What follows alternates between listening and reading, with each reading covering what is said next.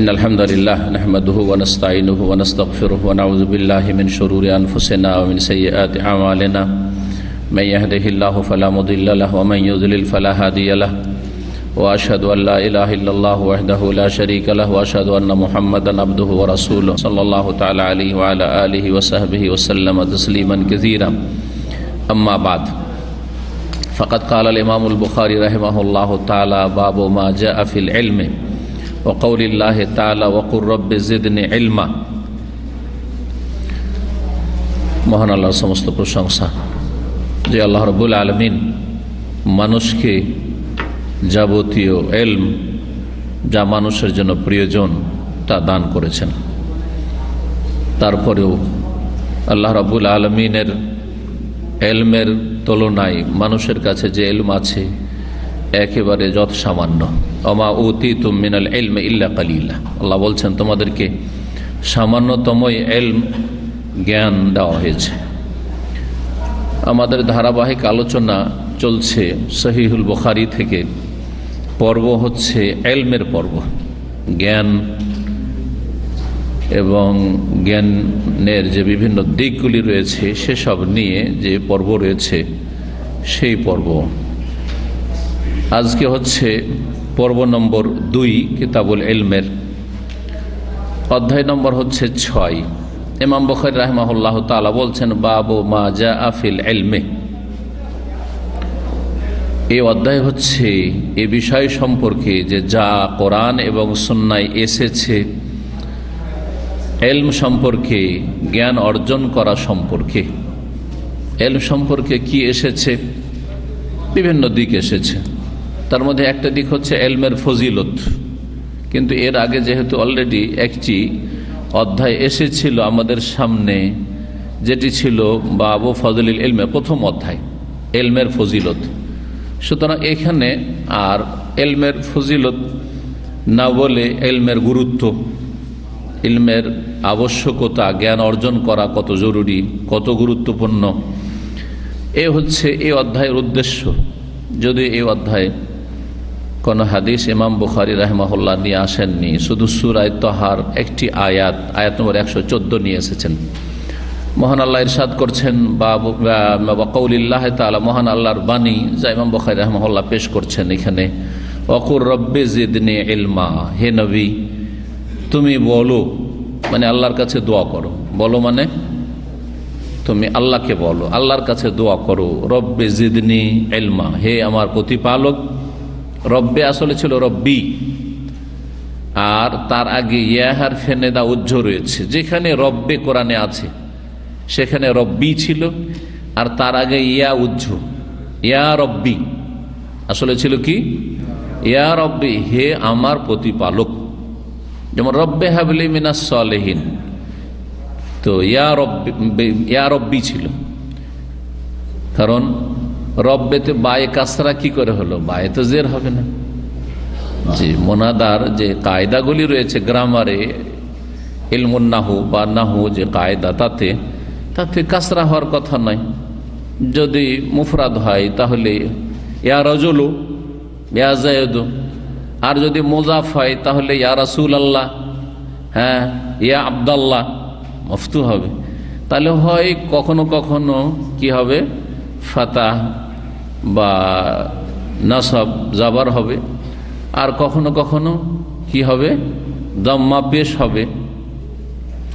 কিন্তু এখানে কোরআন কারীমে যতগুলি এভাবে রব্বে দিয়ে এসছে সবগুলিতে কাসরা জের আছে, তো জের তো কোনো অবস্থায় হয় না। তো জেরটা কোত্থেকে আসলো? এই গ্রামার জানলে সহজ, আর না জানলে তো আপনি হতভম্ব যে এই কাসরা কোত্থেকে আসলো, আবার গ্রামারের কোনো আওতাতেই পড়েন না। তো রব্বে আসলে ছিল কি রব্বি, আর ইয়ার সাথে কাসরার সম্পর্ক আছে।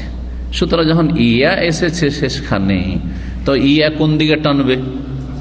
যার যার সাথে সম্পর্ক আছে সেদিকে টানবে। আপনারা কি করেন? যার যার সাথে খাতির আছে ওই দিকে টান দেয়। এমনকি দুনিয়ার খাতির দিনের ওপর প্রাধান্য পাচ্ছে, হক কথার উপর প্রাধান্য পাচ্ছে। একটা জিনিস জানছেন যে এটা নাই সঙ্গত, তারপরে যেহেতু তার সাথে খাতির আছে, ভাই তাকে ছাড়তে পারবো না। হ্যাঁ, আমি হক কথা ছেড়ে দিতে পারি, আমি ন্যায্য কথা ছেড়ে দিতে পারি, কিন্তু আমার যে খাতির আছে দুনিয়ার, এটা ছাড়তে পারবো না। আজকাল অধিকাংশ লোক যারা দিনের দাবিদার আর বড় দিনদারি আর দিন শিখার দাবিদার, তাদের অধিকাংশের অবস্থা এরকম। আপনি নিজে চিন্তা করুন। এই জন্য আমরা ছোটকালে যখন পড়ি বা মাদ্রাসা যারা পড়েছে, ইয়া উখতে কাসরা, ইয়া হচ্ছে কাসরা জেরের বোন, আর ওয়া উখতে জাম্মা, ওয়াও হচ্ছে কার বোন? পেশের বোন। আর আলিফ উখতে ফাতা, আলিফ হচ্ছে কার বোন? জবরের বোন। বা জবর বা, পড়তে সহজ। বা পেশ বু, হ্যাঁ পড়তে সহজ এভাবে। হ্যাঁ, বা ওয়া পেশ বু, ওয়াও লাগাই। হ্যাঁ, বা আলিফ জবর বা, বা আলিফ বা, সহজ পড়তে। বা ওয়া পেশ বু, পড়তে সহজ না? আর বা জের বি, হ্যাঁ বা জের বি, পড়তে সহজ। কিন্তু যদি বাওয়া যাওয়ার বাউ, কত কষ্ট লাগছে, কারণ এদিকে বায়ের উপরে ফাতা আর ওইদিকে ওয়াও। না, বু পড়তে সহজ কিন্তু বাউ পড়তে ভারী লাগছে। হ্যাঁ, বি পড়তে সহজ লাগছে কিন্তু বাই, বায়াজার বাই, বুই পড়তে কষ্ট লাগছে না? এই কারণ বিরোধ আছে, দূরত্ব আছে। তো রব্বি, রব্বি ছিল, হে আমার রব। আর হে যে বলছি, তো ওই যে ইয়া ওখানে উজ্জ আছে, তাহলে আরবি ভাষাতে অনেক উজ্জ থাকে। আমরা আমাদের নিজের ভাষাতে উজ্জ করে বলি, আব্দুল্লাহ, কিন্তু হে আব্দুল্লাহ আছে, কিন্তু হেটা বললাম না। হ্যাঁ, ও আব্দুল্লাহ, হে বা ও যাকে যাই বলেন, এগুলো আমাদের ভাষা ডাকার জন্য। কিন্তু ও বললাম না, ও আব্দুল্লাহ, হে আব্দুল্লাহ, কিছু বললাম না, আব্দুল্লাহ। রব্বি, রব্বা, রব্বে আসলে কি ছিল তাহলে? ইয়া রব্বি, হে আমার প্রতিপালক, জিদনে ইলমা, আমাকে এলেম বেশি দাও বা আমার জ্ঞান বৃদ্ধি করো। জিদনি, বৃদ্ধি করে দাও আমার এলমান, এলেম, আমার এলেম বৃদ্ধি করে দাও। তাহলে গত সপ্তাহে বলেছি, সুতরাং বেশি লম্বা না করে, যে জিনিস অত্যন্ত গুরুত্বপূর্ণ সেটাই চাও আল্লাহ শিখিয়েছেন, সেটাই চাও আল্লাহ শিখিয়েছেন। অথচ ছেলে মেয়ে অত্যন্ত গুরুত্বপূর্ণ। ছেলে মেয়ে, ভালো ছেলে মেয়ে ধন সম্পদের চাইতে অনেক গুরুত্বপূর্ণ। অনেক ধনী লোকেরা আছে নিঃসন্তান, কত যে কষ্টে আছে। কিন্তু অনেকের টাকা পয়সা বেশি কিছু নাই, ধন সম্পদ নাই, কিন্তু মাশাআল্লাহ ছেলে মেয়ে আছে, মাশাআল্লাহ জনবল আছে, আর ছেলে মেয়েরা মাশাআল্লাহ সবাই মানুষের মতো মানুষ হয়েছে। তার মতো সুখী কি আছে? সুখী, অনেক সুখী, অনেক বড় বড় ধনীর চাইতে সুখী। তো রব্বে যেদিন, তার চাইতে বেশি গুরুত্বপূর্ণ, সমস্ত কিছু চাইতে গুরুত্বপূর্ণ হচ্ছে এলম। কারণ মানুষের কাছে সঠিক এলেম থাকলে সঠিক আমল হবে। যদি জ্ঞান ভালো থাকে তো কর্মটাও ভালো হবে, সহজ ভাষায়, দিনের হোক অথবা দুনিয়ার হোক। জি, জ্ঞানী মানুষ সব জায়গায় সম্মানিত, এলমের সব জায়গায় মূল্য আছে। দেখেন, দুনিয়ার উদাহরণ দিয়ে বুঝাই, দুনিয়ার উদাহরণ দিয়ে বুঝাই আপনাদেরকে। ফিলিপিনোরা এখানে আসে, কেউ কিন্তু লেবার হয়ে আসে না, জানা আছে না? কোন একটা ট্রেড, কিছু একটা শিখে আসে, তাদের দামও বেশি দিচ্ছে, তাদের বেতনও বেশি দিচ্ছে, দিচ্ছে না? দিচ্ছে না? 700-800 টাকার ফিলিপাইনি খুঁজে পাবেন না, কিন্তু দেখতে একই রকম নেপালি, একই রকম ফিলিপিনো। অনেক সময় বুঝতে মুশকিল হয় যে ফিলিপিনোরা নেপালি, তাই না? ওরাও চ্যাপ্টা, এরাও চ্যাপ্টা, কিন্তু 400-500 টাকা 300 টাকা তো আসছে। কেন? এই কোনো কাজ শিখে না, এলেম নেই, কিছু এলেম নেই। এলেম সে মানে এলেম দুই রকম, একটা হচ্ছে যা হাতের এলেম, যেগুলো প্র্যাকটিক্যাল করা হয়, ততবিকি এলম, ততবিকি, আর হচ্ছে এলম নজরি, থিওরিটিক্যাল। জি হ্যাঁ। তো যে কোনো এলম হোক না কেন, এলমের বড় মূল্য আছে। দুনিয়ার ক্ষেত্রে যদি এত মূল্য হয়, তো দিনের ক্ষেত্রে কত মূল্য। এই জন্য তো আল্লাহ বলেছেন, কুল হাল ইয়াস্তাবিল্লাযীনা ইয়ালামুন ওয়াল্লাযীনা লা ইয়ালামুন, যে জানে আর যে জানে না, যে আলেম আর যে আলেম নয়, সমান সমান নয়। যেমন রোদ আর ছায়া সমান নয়, আলো আর অন্ধকার সমান নয়, রাত আর দিন সমান নয়। ওই রকমই আল্লাহ রাব্বুল এইসব উদাহরণ দিয়েছে। এই জন্য এলম শেখার চেষ্টা করুন। আর সবচাইতে ভালো এলম, আশরাফুল উলুম, সবচাইতে উৎকৃষ্ট জ্ঞান হচ্ছে ওহীর জ্ঞান, আল কোরআনের জ্ঞান এবং রাসূলুল্লাহ সাল্লাল্লাহু আলাইহি ওয়াসাল্লামের সুন্নাহ হাদিসের জ্ঞান। কারণ যার কাছে ওহীর সঠিক জ্ঞান আছে, সেই ব্যক্তি কখনো বিভ্রান্ত হবে না ইনশাআল্লাহ, যদি সে চেষ্টা করে, শয়তানকে সুযোগ না দেয়। এলেম শিখেও যদি শয়তানকে সুযোগ দেয় তো সে ইবলিসের মতো। ইবলিসের চাইতে বড় আলেম আর কি আছে? ইবলিস বড় আলেম ছিল, তাই না? যথেষ্ট এলেম ছিল, না হলেও ফেরেশতার সাথে কি করে বা জায়গা পাই, ও যেমন তেমন ছিল। কিন্তু ইবলিসের চরিত্র যদি আপনার হয়ে যায় বড় আলেম হওয়ার পরে, তাহলে আপনার অবস্থান ইবলিসের সাথে হবে, এটাও মনে রাখতে হবে। যে এই জন্য সঠিক এলেমের সাথে আমল চাওয়া শেখানো হয়েছে রাসূলুল্লাহ সাল্লাল্লাহু আলাইহি সাল্লামের হাদিসের দোয়াতে। জি, আল্লাহুম্মা ইন্নী আসআলুকা ইলমান নাফিআ ওয়া রিজকান তাইয়্যিবা ওয়া আমালান মুতাকাব্বিলা। জি, বাবুল কিরাআতি ওয়াল আরদি আলাল মুহাদ্দিস। এই অধ্যায় হচ্ছে পাঠ করা এবং পেশ করা মুহাদ্দিসের সামনে বা মুহাদ্দিসের কাছে। কিছু কিছু অধ্যায় কায়েম করেন ইমাম বুখারী রাহিমাহুল্লাহ, যেগুলি সাধারণ জনগণের জন্য না, সেগুলি হচ্ছে তালেবে ইলম বা আলেমদের জন্য। হ্যাঁ, সেগুলি হচ্ছে ইমাম বুখারী রাহিমাহুল্লাহর যুগে যে হাদিস চর্চার নিয়ম নীতিমালা ছিল ওই সম্পর্কে, যে এগুলির বৈধতা কোত্থেকে আসছে, যে আমরা যেই তরিকায় হাদিস শিখছি অথবা শিখাচ্ছি, হাদিসের পঠন করছি, এগুলির দলিল কোথায় আছে, ওই সব বিষয়গুলিকে তিনি তুলে ধরেছেন। এটা ইমাম বুখারী রাহিমাহুল্লাহর এই সহিহ বুখারীতে বিশেষ করে পাওয়া যায় কিতাবুল ইলমে, ইলমের পর্বে। তার একটি হচ্ছে এই চ্যাপ্টারটি বা এই অধ্যায়টি, পাঠ করা কেরা অথবা পেশ করা মুহাদ্দিসের সামনে, মানে ওস্তাদের সামনে। হাদিসের যিনি বিশারদ, হাদিসের যিনি অভিজ্ঞ পণ্ডিত, মুহাদ্দিস ওস্তাদ। হ্যাঁ, মুহাদ্দিস মানে আমাদের দেশীয় মুহাদ্দিস না, আমাদের দেশে তো মুহাদ্দিস পোস্ট আছে, আলিয়া মাদ্রাসা একটা মুহাদ্দিস পোস্ট, কওমি মাদ্রাসা একটা মুহাদ্দিস পোস্ট। হাদিসের জয়ী কিছু বুঝে না হয়তো, হ্যাঁ, সনদ তো বুঝেই না। আর মতনও যদি হঠাৎ করে ফেলে দেওয়া যায়, এই মতনের তর্জমা করেন, আপনাকে কোনো বাংলা কিতাবও দেওয়া যাবে না, আর উর্দু কিতাবের সাহায্য নিতে দেওয়া যাবে না। সরাসরি অ্যারাবিক টু অ্যারাবিক তর্জমা করেন দেখি, তাহলে উজু নষ্ট হয়ে যাবে। কথা বোঝা গেছে? তো মুহাদ্দিস, আইম্মায়ে কেরামদের জামানায় মুহাদ্দিস মানে যার লক্ষ লক্ষ হাদিস মুখস্থ আছে এবং হাদিসের সহিহ জয়ীফ বুঝে। আর হাদিসের সহি কেমন করা হয়, জয়ীফ কেমন করে, আর হাসান কেমন হয়, হাসান লে গায়রিহি কেমন করা হয়, মৌজু জাল কেমন করে হয়, এসব কায়দা কানুন মুস্তালাহুল হাদিস বা উসুল হাদিসের জানা আছে। আজকাল কয়টা আলেম আছে যারা উসুল হাদিস সম্পর্কে যথেষ্ট জ্ঞান রাখে, আর জারহে তাদিল সম্পর্কে আর আসমায়ে রিজাল সম্পর্কে জ্ঞান রাখে, যারা একটা হাদিস সামনে পেশ করে দিলে আপনাকে স্টাডি করে বলতে হবে। কোন কিতাব থেকে আলবানী বলেছেন সহি বা জয়ীফ, ওইটা চলবে না। ইমাম বুখারী বলেছেন সহিহ জয়ীফ, এটা চলবে না। আপনাকে এই সনদটা স্টাডি করে বলতে হবে, এর মান নির্ধারণ করতে হবে যে হাদিসটা সহিহ না জয়ীফ। কোথায় পাবেন আপনি? এই শিক্ষা গোটা ভারত, বাংলাদেশ, পাকিস্তান কোথাও নেই। এই শিক্ষা তো প্রথম আমরা মদিনা ইউনিভার্সিটিতে, তাও হাদিস ফ্যাকাল্টিতে এসে হাদিসের যারা স্পেশালাইজড তাদেরকে পড়ানো হয়।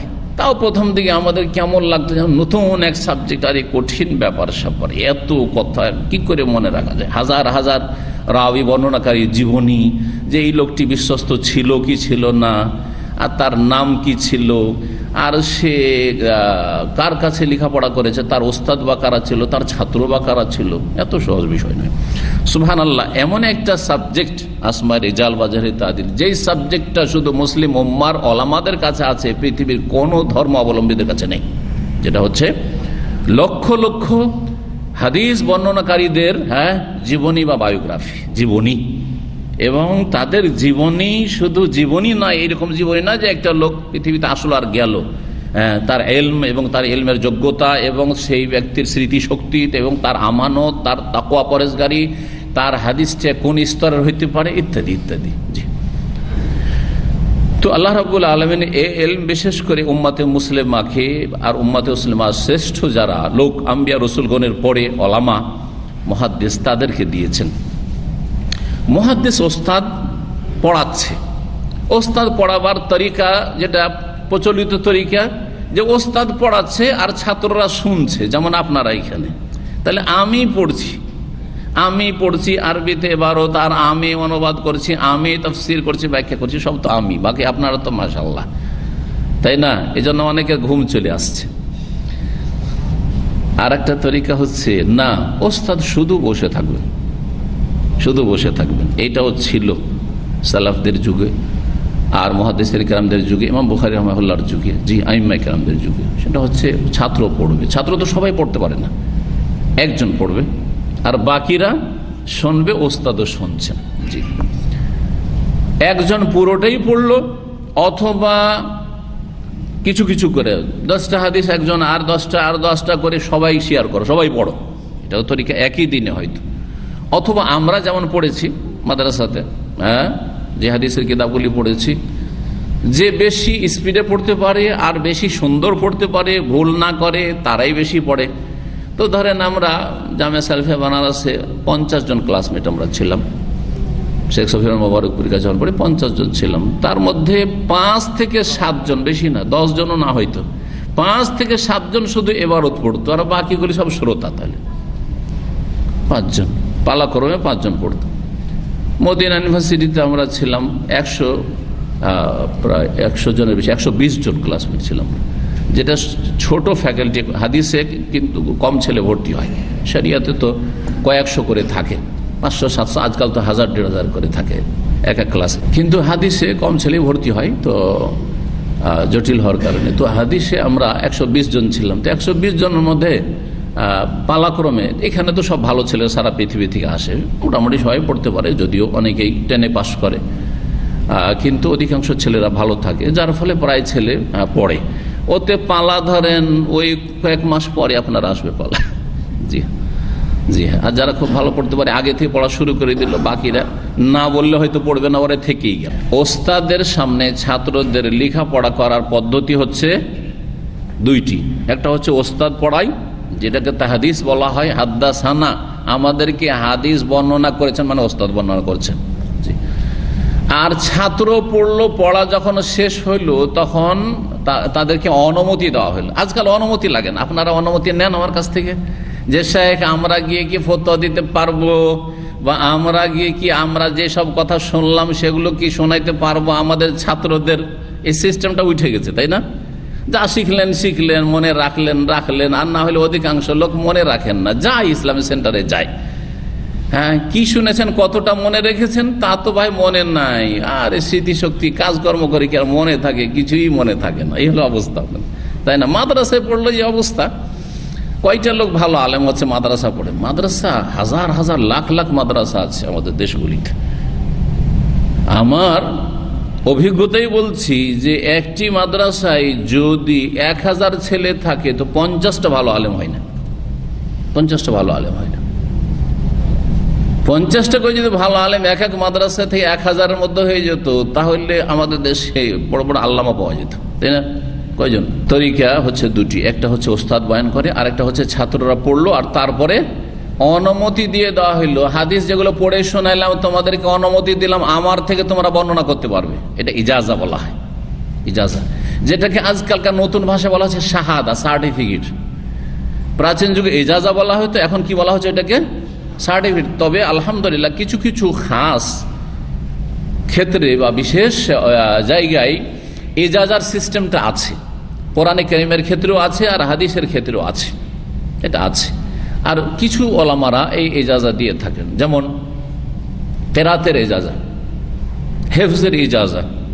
আমার ছেলে ওবায়দুল্লাহ দাম্মাম থেকে ইজাজা নিয়েছে প্রথম, তারপরে মসজিদ নববী থেকে ইজাজা নিয়েছে, মসজিদ নববীর যে শৌনুল হারামেন যে ডিপার্টমেন্ট আছে অফিস, তাদের থেকে। আর একটি ইজাজা নিয়েছে মসজিদ নববীর ইমাম যিনি শেখ আব্দুল আল বয়াজান, তার কাছ থেকে পুরো 30 পারা কোরআন শুনিয়ে, প্রায় 4 বছর থেকে 3 বছরের মধ্যে কোরআন শুনিয়ে তারপরে ইজাজা, মৌখিক ইজাজার একটা লিখিত ইজাজা দিয়েছে। তো ইজাজা তো এরকম হইতে পারে, আগের যুগে লিখিত জরুরি ছিল না, মৌখিক ইজাজা, কাদা আজাজ তো কম, তোমাদেরকে অনুমতি দিয়ে দিলাম, আমার থেকে তোমরা এখন সিলসিলা বা সম্পর্ক জুড়তে পারবে যে আমরা অমুকের ছাত্র, মানে আপনারা অমুকের ছাত্র বলে সিলসিলায় জুড়ে দিচ্ছেন, কিন্তু দেখা যাচ্ছে গিয়ে আপনি হয়তো বিভিন্ন ক্রাইমে জড়িয়ে যাচ্ছেন, হয়ে গেল আল্লাহ না করে কেউ জঙ্গি হয়ে গেল, তো আমার কি দোষ? কারণ আপনাকে ওইভাবে অনুমতি দেওয়া হয়নি।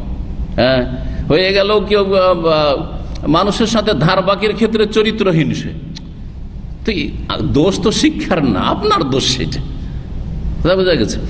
তো ইজাজার এজাজার সিস্টেমটি কোরআনের ক্ষেত্রে এবং হাদিসের ক্ষেত্রে আছে। অনেক মুহাদ্দিসরা আছেন আজকাল যাদের কাছ থেকে এজাজা নেওয়ার জন্য বিভিন্ন দেশ থেকে লোকেরা ছুটে আসে, যদিও এজাজার আজকাল আর মূল্য থেকে যায় নাই, পার্থিব কোনো মূল্য থেকে যায়নি। শুধু এটি একটি মান সম্মান যে এজাজা অমুক নিয়েছে অমুকের কাছ থেকে, একটা সিলসিলা থেকে গেছে।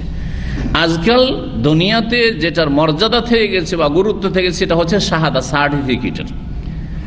যে পিএইচডি সার্টিফিকেট এর কাছে আছে, এর কাছে মাস্টার্স আছে, তো এর কাছে আছে ব্যাচেলার সার্টিফিকেট আছে, তো অনার্স আছে, এর কাছে ইঞ্জিনিয়ারিং আছে, তো এর কাছে মেডিসিনের সার্টিফিকেট আছে, এর কাছে ফার্মাসিস্ট, এর কাছে সার্টিফিকেট আছে।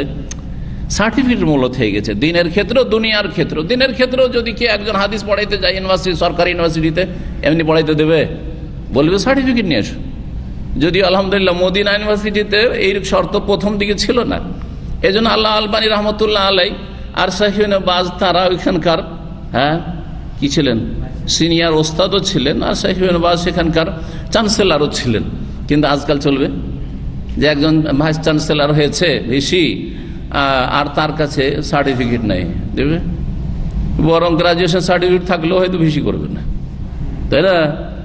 তো আজকাল সার্টিফিকেটের মূল্যটা বেশি হয়ে গেছে, এলেমের মূল্য কমে গেছে।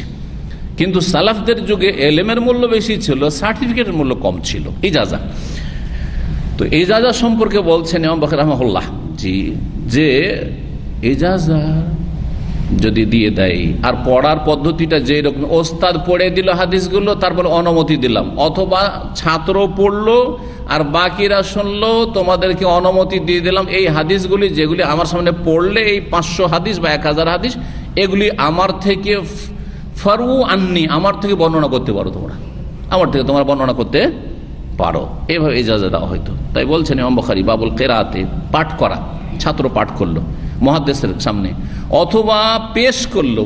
পাঠ করা আর পেশ করাতে পার্থক্য আছে। পাঠ করা হচ্ছে যে শুরু থেকে শেষ পর্যন্ত পাঠ করলো, তারপরে অনুমতি দিল।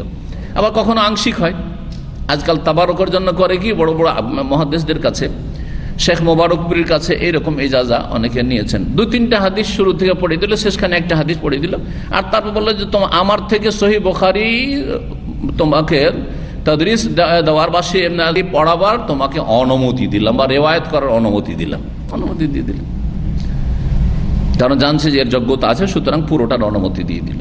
এরকম করে পেশ করা হচ্ছে কি, পেশ করাতে পাঠ করা নাই। একটা পাণ্ডুলিপি নিয়ে আসলো, পাণ্ডুলিপির যুগে পাণ্ডুলিপি নিয়ে আসলো। আজকাল ছাপা কিতাব একটা নিয়ে আসলো, নতুন কিতাব নিয়ে আসলেন, যে কিতাবের ধরেন পঠন আপনি করেননি, এখানে কোনো ক্লাস হয়, নিয়ে আসলেন। উদাহরণস্বরূপ ধরেন উমদাতুল আহকাম আপনারা পড়েননি, তাই না? এখানে অন্য জায়গায় আমি পড়িয়েছি, এখানে জমামে উমদাতুল আহকাম নিয়ে আসলেন, আর নিয়ে আসার পরে কিতাবটা দেখান যে শেখ এটি কিতাব, যদি উমদাতুল আহকাম শুদ্ধ কিতাব, কিন্তু আপনি একটা হাদিসের সমষ্টি নিয়ে আসলেন, একটা পাণ্ডুলিপি নিয়ে আসার বললেন যে শেখ এটা একটু দেখেন, এটা সহি না, এতে কোনো জয়ীফ আছে, আর এগুলি স্বীকৃত কিনা। হাদিসগুলো দেখলাম, আর দেখার পরে বললাম যে এই কিতাব আমার থেকে বর্ণনার অনুমতি দিয়ে দিলাম। পেশ করা, একটা কপি পেশ করলেন, কপিটা আমি দেখলাম, আর দেখার পরে আপনাদেরকে কি করলাম, ইজাজা বা অনুমতি দিয়ে দিলাম। ইজাজা মানে বুঝছেন তো, অনুমতি। এখন সালাফদের উক্তি বর্ণনা করছেন ইমাম বুখারী রাহিমাহুল্লাহ, ওয়া রাআল হাসান ওয়া সুফিয়ান ওয়া মালিকুন আল কিরাতা জায়েজাতান।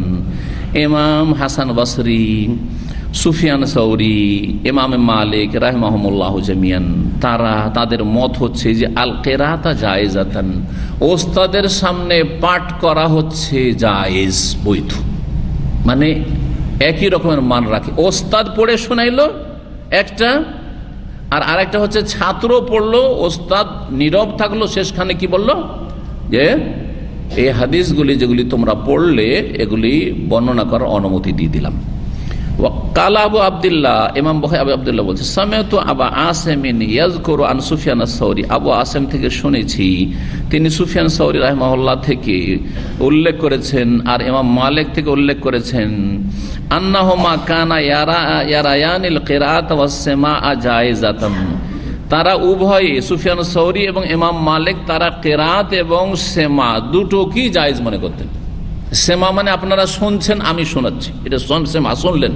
আর কেরা মানে আপনাদের একজন পড়লো বা কেউ পড়লো আর আমি আপনাদেরকে অনুমতি দিলাম, দুটোই জায়েজ। তারপরে বলছেন হাদাসান ওবাইদুল্লাহ বিন মুসা আন সুফিয়ান কালা ইযা কুরিয়া আলাল মুহাদ্দিসি ফালা বাসা ইয়াকুল, যদি মুহাদ্দিসের সামনে পাঠ করা হয়, ছাত্র পাঠ করলো মুহাদ্দিসের সামনে হাদিস, এতে কোনো আপত্তি নয় যদি এরকম বলে হাদাসানি ওয়া সামিতু, আমাকে ওস্তাদ বর্ণনা করেছেন অথবা ওস্তাদের কাছ থেকে শুনেছি, অথচ ওস্তাদ কিন্তু বলেননি, চুপ আছেন, কিন্তু ভাব অর্থে ঠিক আছে, আপনি পাঠ করলেন আর আমি শুনলাম, শোনার পরে বললাম আজাজতু, এজাজত দিয়ে দিলাম, তো আপনাদেরকে এজাজত দিয়ে দিলাম। তাহলে এই ক্ষেত্রে যদি আপনি হাদাসানি, ওস্তাদ হাদিস বয়ান করেছেন, ওস্তাদের কাছ থেকে শুনেছি, বলা যাবে না? যাবে না।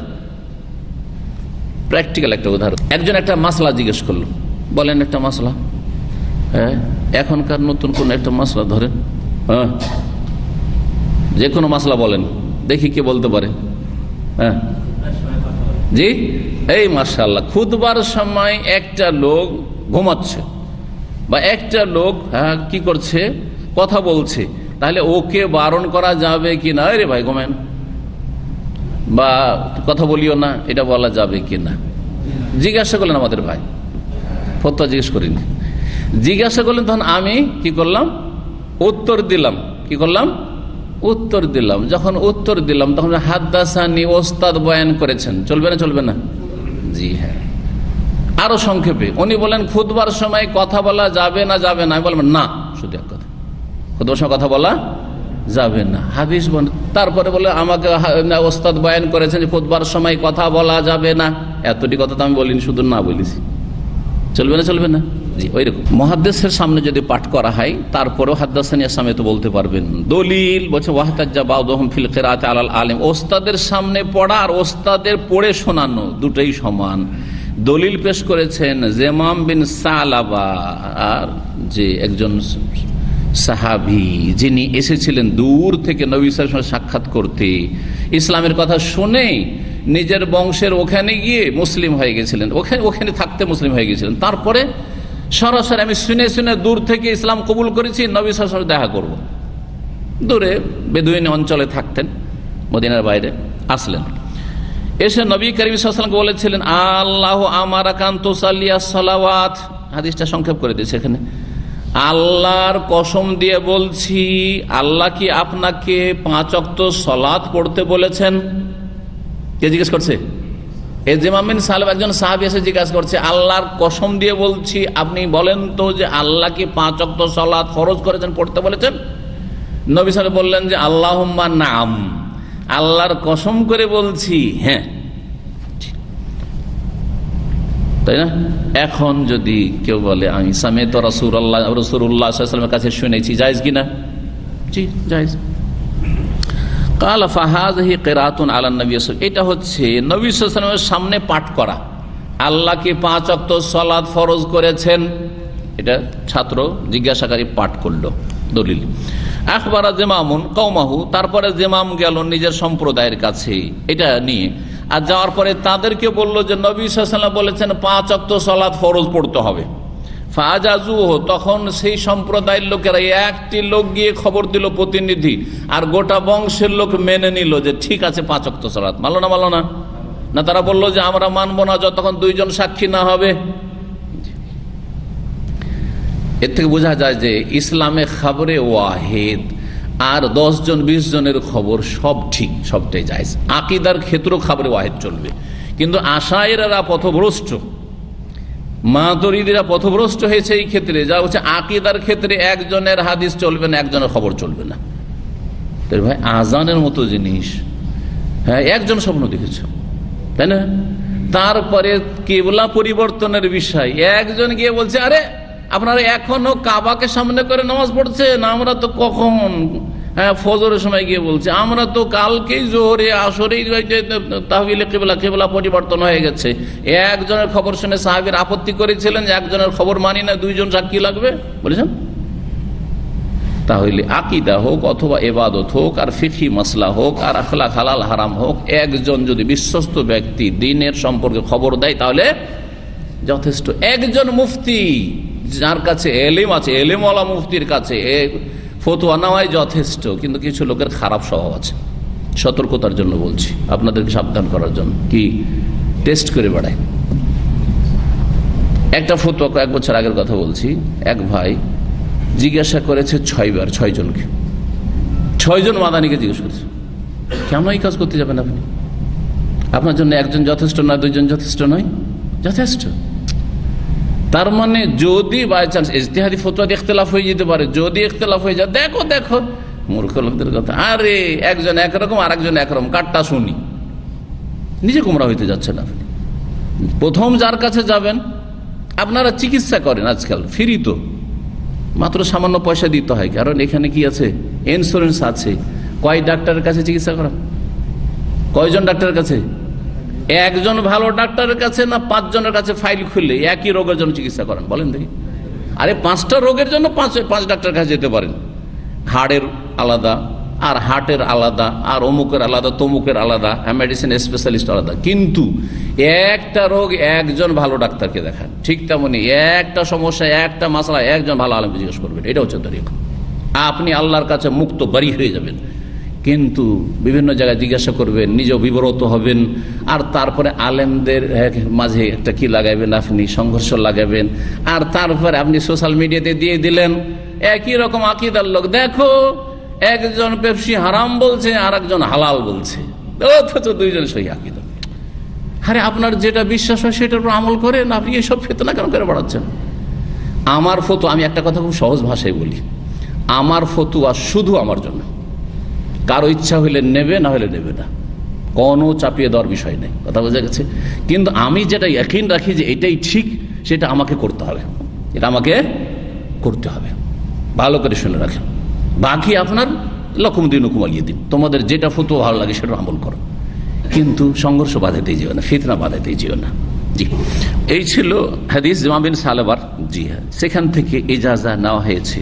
জি হ্যাঁ, ইজাজা দলিল নেওয়া হয়েছে। ওয়াহতাজা মালিকুন বিসাক্কি ইউকরাউ আলাল কওমি ফায়াকুলুনা আশহাদানা ফুলানুন। ইমাম মালিক রাহমাতুল্লাহ আলাইহি দলিল পত্রকে এই ক্ষেত্রে দলিল হিসাবে, প্রমাণ হিসাবে পেশ করেছেন।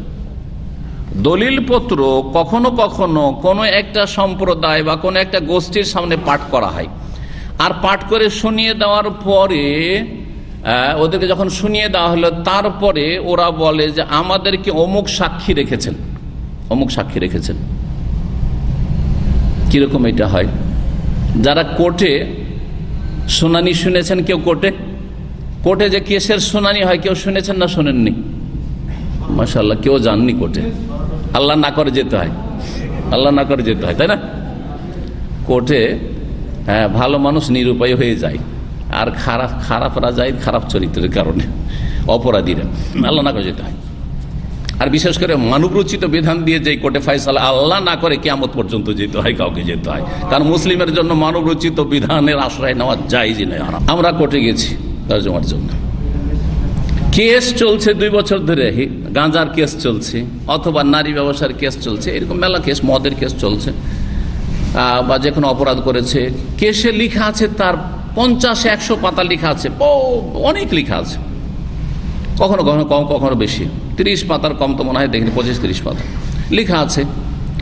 লিখা এতগুলি পড়ে হয়তো শোনানো যাবে না, তারপর ওটা সার সংক্ষেপ লিখা আছে। ওই সার সংক্ষেপটা কাজী আমাকে দিয়ে দিল, কারণ বাঙালি যেখানে বা উর্দু ভাষী, তো কাজী তো আর শুনিয়ে লাভ নেই, ওকে শুনিয়ে লাভ, কাজী তখন আমাকে দিয়ে দিলেন। আমি তখন করলাম কি, এক লাইন পড়ে একটা পৃষ্ঠা যে সার সংক্ষেপ লিখা আছে, অনেক সময় অনেক বেশিও, একটা কেসে তো 30 পৃষ্ঠার অনুবাদ করতে হয়েছে, বসে 30 পৃষ্ঠা আসামিকে বুঝাইতে হয়েছে যে তোমার এই হয়েছে, তুমি এই হয়েছে, এটা স্বীকার করেছে, এটা স্বীকার করেছে, এটা স্বীকার করেছে, এটা স্বীকার করেছে, হ্যাঁ স্বীকার করেছে। কখনো বলে আমি চাপের মুখে খুব মার দিয়েছিল, তখন স্বীকার করেছি বা কিছু। অনেক সময় অস্বীকার করার চেষ্টা করে, হ্যাঁ, যে আমি এমনিতে স্বীকার করিনি। তো যাই হোক, এই যে তাকে শোনানো হলো, আর তারপরে এই কথাগুলি ঠিক, একটা কথা বললো যে হ্যাঁ ঠিক, যথেষ্ট কিনা? যথেষ্ট। ঠিক ওই রকমই এই বিষয়টি। দলিল পত্র, সাক শব্দটি আসছে চেক থেকে, চেক বা দলিল। তো দলিল অনেক সময় জমির দলিল আছে, দলিল পড়ে শুনিয়ে দেওয়া হলো, আর শুনিয়ে দেওয়ার পরে যারা সাক্ষী আছে, সাক্ষীরা বলতে পারে যে আমাদেরকে অমুক সাক্ষী রেখেছে, তার দলিল আমি শুনেছি যে এই জমিটা, এই দাগটা অমুকের নামে আছে। বলতে পারবে না? পারবে না? পারবে। একটা কাগজে লেখা আছে অমুক অমুককে ধার দিয়েছে, আর কাগজটা আপনাদেরকে শুনিয়ে দিল, পড়ে শুনিয়ে দিল, আর দেখিয়ে দিল যে সাইন করা আছে অমুক ধার নিয়েছে। আর তারপরে যদি কাগজ না থাকে, পরে যদি আপনাদের জিজ্ঞাসা করা হয় যে ভাই এই লোক আমার কাছ থেকে ধার নিয়েছে, এটা আপনারা জানেন কিনা, কি বলবেন? জানি, কারণ আপনাদেরকে সই স্বাক্ষর দেখানো হয়েছে, লিখিত তার হাতের লেখা দেখানো হয়েছে। জি, ওয়ায়ুকরাউ যালিকা কিরাতান আলাইহিম, আর কখনো কি করা হয়, এইটা তাদের সামনে পড়ে শোনানো হয়, যে দলিল প্রমাণগুলি পড়ে শোনানো হয়, আর তারপরে তারা বলে যে আমাদেরকে অমুক সাক্ষী রেখেছেন। ওয়ায়ুকরাউ আলাল মুকরি, আর কখনো কখনো পাঠ করা হয় শিক্ষকের। মুকরি মানে যিনি পড়াচ্ছেন, কারি যিনি পাঠ করছেন, আর মুকরি যিনি পড়াচ্ছেন। পড়াচ্ছেন কি? ওস্তাদ। ওস্তাদের সামনে পাঠ করা হয়। পাঠ করা হলো ওস্তাদের সামনে। ফায়াকুলুল কারি, কিন্তু কারি বলছে আকরানি ফুলানুন, অমুক ওস্তাদ আমাকে পড়িয়েছে। ওস্তাদের সামনে পাঠ করা হলো, ওস্তাদ কিন্তু পড়ায়নি, ওস্তাদের সামনে পড়ে শোনানো হয়েছে, কিন্তু ছাত্র কি বলছে? যে অমুক ওস্তাদ আমাকে পড়িয়েছে। তারপরে বলছেন হাসান বসরি থেকে, কালা লা বাসা বিল কিরাতি আলাল আলেমে, আলেমের সামনে পাঠ করাই কোনো দোষ নেই। আলেম কি সবসময় কথা বলতে হবে জরুরি নেই। ছাত্র পাঠ করছে আর বলছে যে কথাগুলি পড়লে সব ঠিক আছে, যথেষ্ট। একই কথা। একটা কিতাব আমার সামনে পড়ছেন, ফিকহের কিতাব ধরেন, আর বললাম যে এই যে কিতাব, এই চ্যাপ্টারটা পড়লেন আজকে জুমার মাসাইল সম্পর্কে, সব ঠিক আছে, এতে কোনো আপত্তি নেই। তাহলে সেই ফতোয়াগুলি দিতে পারবেন না? পারবেন না। মশলাগুলি বলতে পারবেন না? পারবেন না। যেটা আমারই পড়ানো হইলো, অথচ আমি পড়লাম না, পড়লেন আপনারা, আর বোঝা সেখানে বললাম যে হ্যাঁ ঠিক আছে।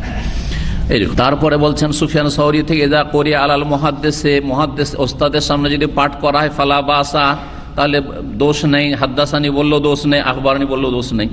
আবু আসেম থেকে শুনেছি ইমাম মালিক এবং সুফিয়ান সাউরি রাহিমাহুল্লাহ থেকে বর্ণনা করছেন, আল কিরাতু আলাল আলিম ওয়া কিরাতুহু সাওয়া, আলেমের সামনে পাঠ করার আলেমের পাঠ করে শোনানো দুটাই সমান মান মর্যাদার দিক থেকে। অর্থাৎ দুই হাদিসে কোনো পার্থক্য আছে কিনা, হ্যাঁ, শক্তিশালী হওয়ার দিক থেকে। আমি শোনাইলাম একটা, আর আরেকটা হচ্ছে আপনারা শোনাইলেন, আমি বললাম যে কথা ঠিক। সমান না সমান নয়? সালাফদের কাছে কোনো পার্থক্য নেই।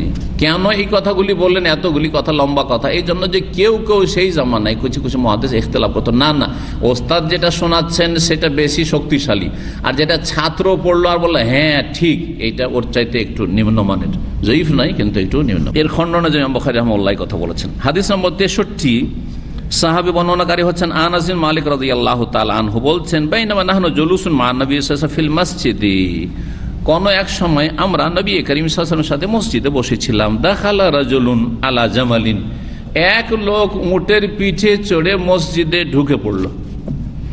মসজিদে উটের পিঠে চড়ে ঢুকে পড়লো। অনেকে বলতে পারে আরে আরে কত বেয়াদব, মসজিদে ঢুকে গেছে উটের পিঠে চড়ে।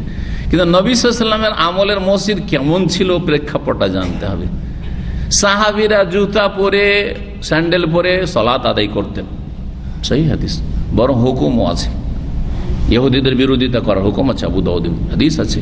এগুলি অনেকে এই হাদিসগুলো বিরোধিতা করে অজ্ঞতার কারণে অথবা গোঁড়ামির কারণে, আছে হাদিস আছে। কিন্তু তখনকার মসজিদ কেমন ছিল? সেই মসজিদে জুতো স্যান্ডেল নিয়ে সালাত আদায় করলে কোনো অসুবিধা নেই। হ্যাঁ, আসল হচ্ছে এই নয় যে আপনাকে তন্ন তন্ন করে চেক করতে আর মুছতে হবে, পরিষ্কার করতে হবে। আসল হচ্ছে জুতা স্যান্ডেল পাক, যতক্ষণ কোনো নাপাকি লাগা না দেখতে পাচ্ছেন। এটাও জানেন, কথা বোঝা গেছে? কাঁচা মসজিদ, মাটি, কোনো চাটাই নেই, কিছু নেই, মাটিতে সাহাবীরা কুচি পাথর সেগুলিতে সালাত আদায় করতেন। তাহলে স্যান্ডেল নিয়ে জুতা পরে মসজিদে অসুবিধা আছে? খোলা ময়দান হয়ে আছে, খোলা ময়দান হচ্ছে মসজিদ, মসজিদের চত্বর, সেখানে যতদূর পর্যন্ত মুসল্লি হচ্ছে সালাত আদায় করছে, উট নিয়ে ঢুকে গেছে, অসুবিধা নেই, করেছেন। কিন্তু যদি পাকা মসজিদ হয়, তাতে চাটাই বিছানো আছে, আর তার চাইতে বেশি দামি সৌদি আরবের মতো কার্পেট বিছানো আছে, সেখানে কেউ যদি জুতা স্যান্ডেল নিয়ে ঢুকে, তো কেউ ঢুকতে দেবে? ঢুকতেই দেবে না।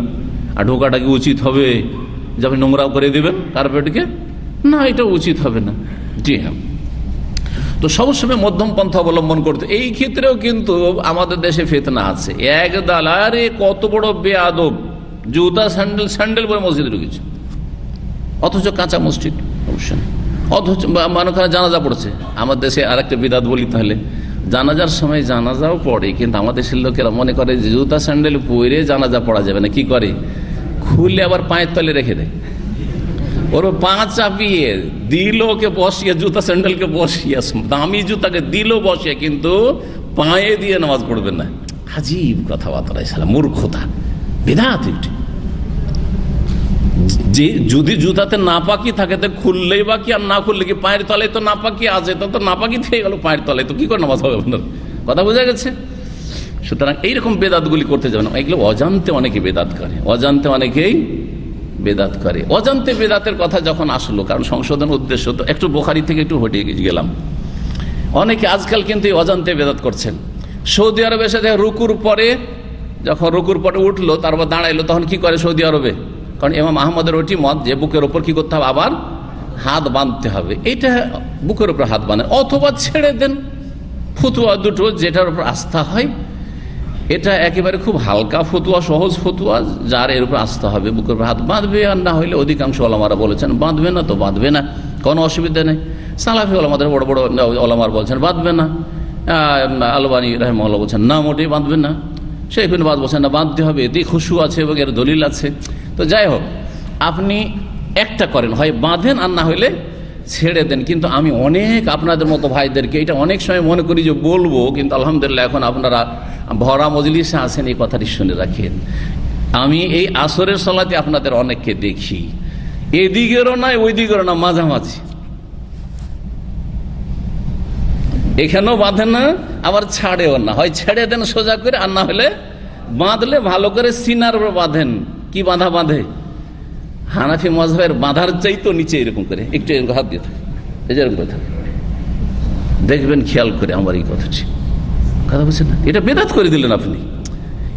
যদি আপনি নাভির নিচেও বাঁধতেন তো হানাফি মাযহাবে ঠিক ছিল, কিন্তু এটা হানাফি মাযহাবও হলো না, যেরকম করে আছেন আপনি। কোনো মাযহাবই হলো না, এটা হানাফি মাযহাব হলো না, শাফিও হলো না, আর হাদিসের অনুসরণ হলো না। তাহলে এইরকমটা কেন? মাঝামাঝি ভাই, বাঁধতেও কেমন লাগছে, এই আমলও শুরু করতে পারছি না, আর ছাড়তেও কেমন লাগছে দেশেরটা, কারণ অনেকে বাঁধছে, তখন চলো আমি 50-50 করি, তাই না? আজীব কথাবার্তা, বেদাত হয়ে যাচ্ছে রে ভাই আপনার। এইভাবে বেদাতগুলি চালু হয়েছে। কখনো কখনো বেদাত চালু হয়েছে অজান্তে, আর কখনো কখনো বেদাত চালু হয়েছে জানতে, জানা অবস্থায়, কিন্তু ইস্তেহসান করে, ভালো মনে করি, কাজটা তো ভালো, কথা তো ভালো, কোন অপরাধ করলাম, জি, এভাবে শুরু হয়েছে। বেদাত কখনো কিন্তু চুরি ডাকাতির মতো করে শুরু হয়নি, বোঝা গেছে? জি। তো এই লোক এসে ওঁট নিয়ে প্রবেশ করলো, মানে যে মসজিদের যে চত্বর আছে, একবারে ভিতর মসজিদে নাই, মসজিদের চত্বরে প্রবেশ করলো, কাঁচা জায়গা। ফানা খাউফিল মসজিদ, মসজিদের এক সাইডে চত্বরেই সেই উটটিকে বসিয়ে দিল। কি করলো? উটটিকে বসিয়ে দিল। সুম্মা আকালাহু, তারপরে সেটাকে বেঁধে দিল। বেঁধে দেওয়া দুই রকম, একটা হচ্ছে গলাতে রশি দিয়ে বেঁধে দেওয়া। উট কেমন করে বাঁধে দেখেছেন? উট বাঁধা কে দেখেছে? উটের পা বাঁধে, পাকে মুড়িয়ে এইভাবে বেঁধে দেওয়া হয়। জি হ্যাঁ, গলাতে বেঁধে অনেক সময় থামতে পারবেন না, গলাতে বেঁধে থামতে পারবেন না, তো পায়ে বেঁধে দেওয়া। আকালা মানে বেঁধে দেওয়া। মানুষের আকলকে, বিবেককে আকল কেন বলা হয় আরবিতে? কারণ বিবেক মানুষকে বেঁধে রাখে। বিবেক যদি খাটান, আপনি বিবেক সম্পন্ন ব্যক্তি হন আর সুস্থ বিবেকের মানুষ হন, আর বিবেক যদি আপনার বিকৃত না হয়ে থাকে, তাহলে বিবেকে অনেক পাপ করতে বাধা দেবে। জি, জেনা করতে বাধা দেবে।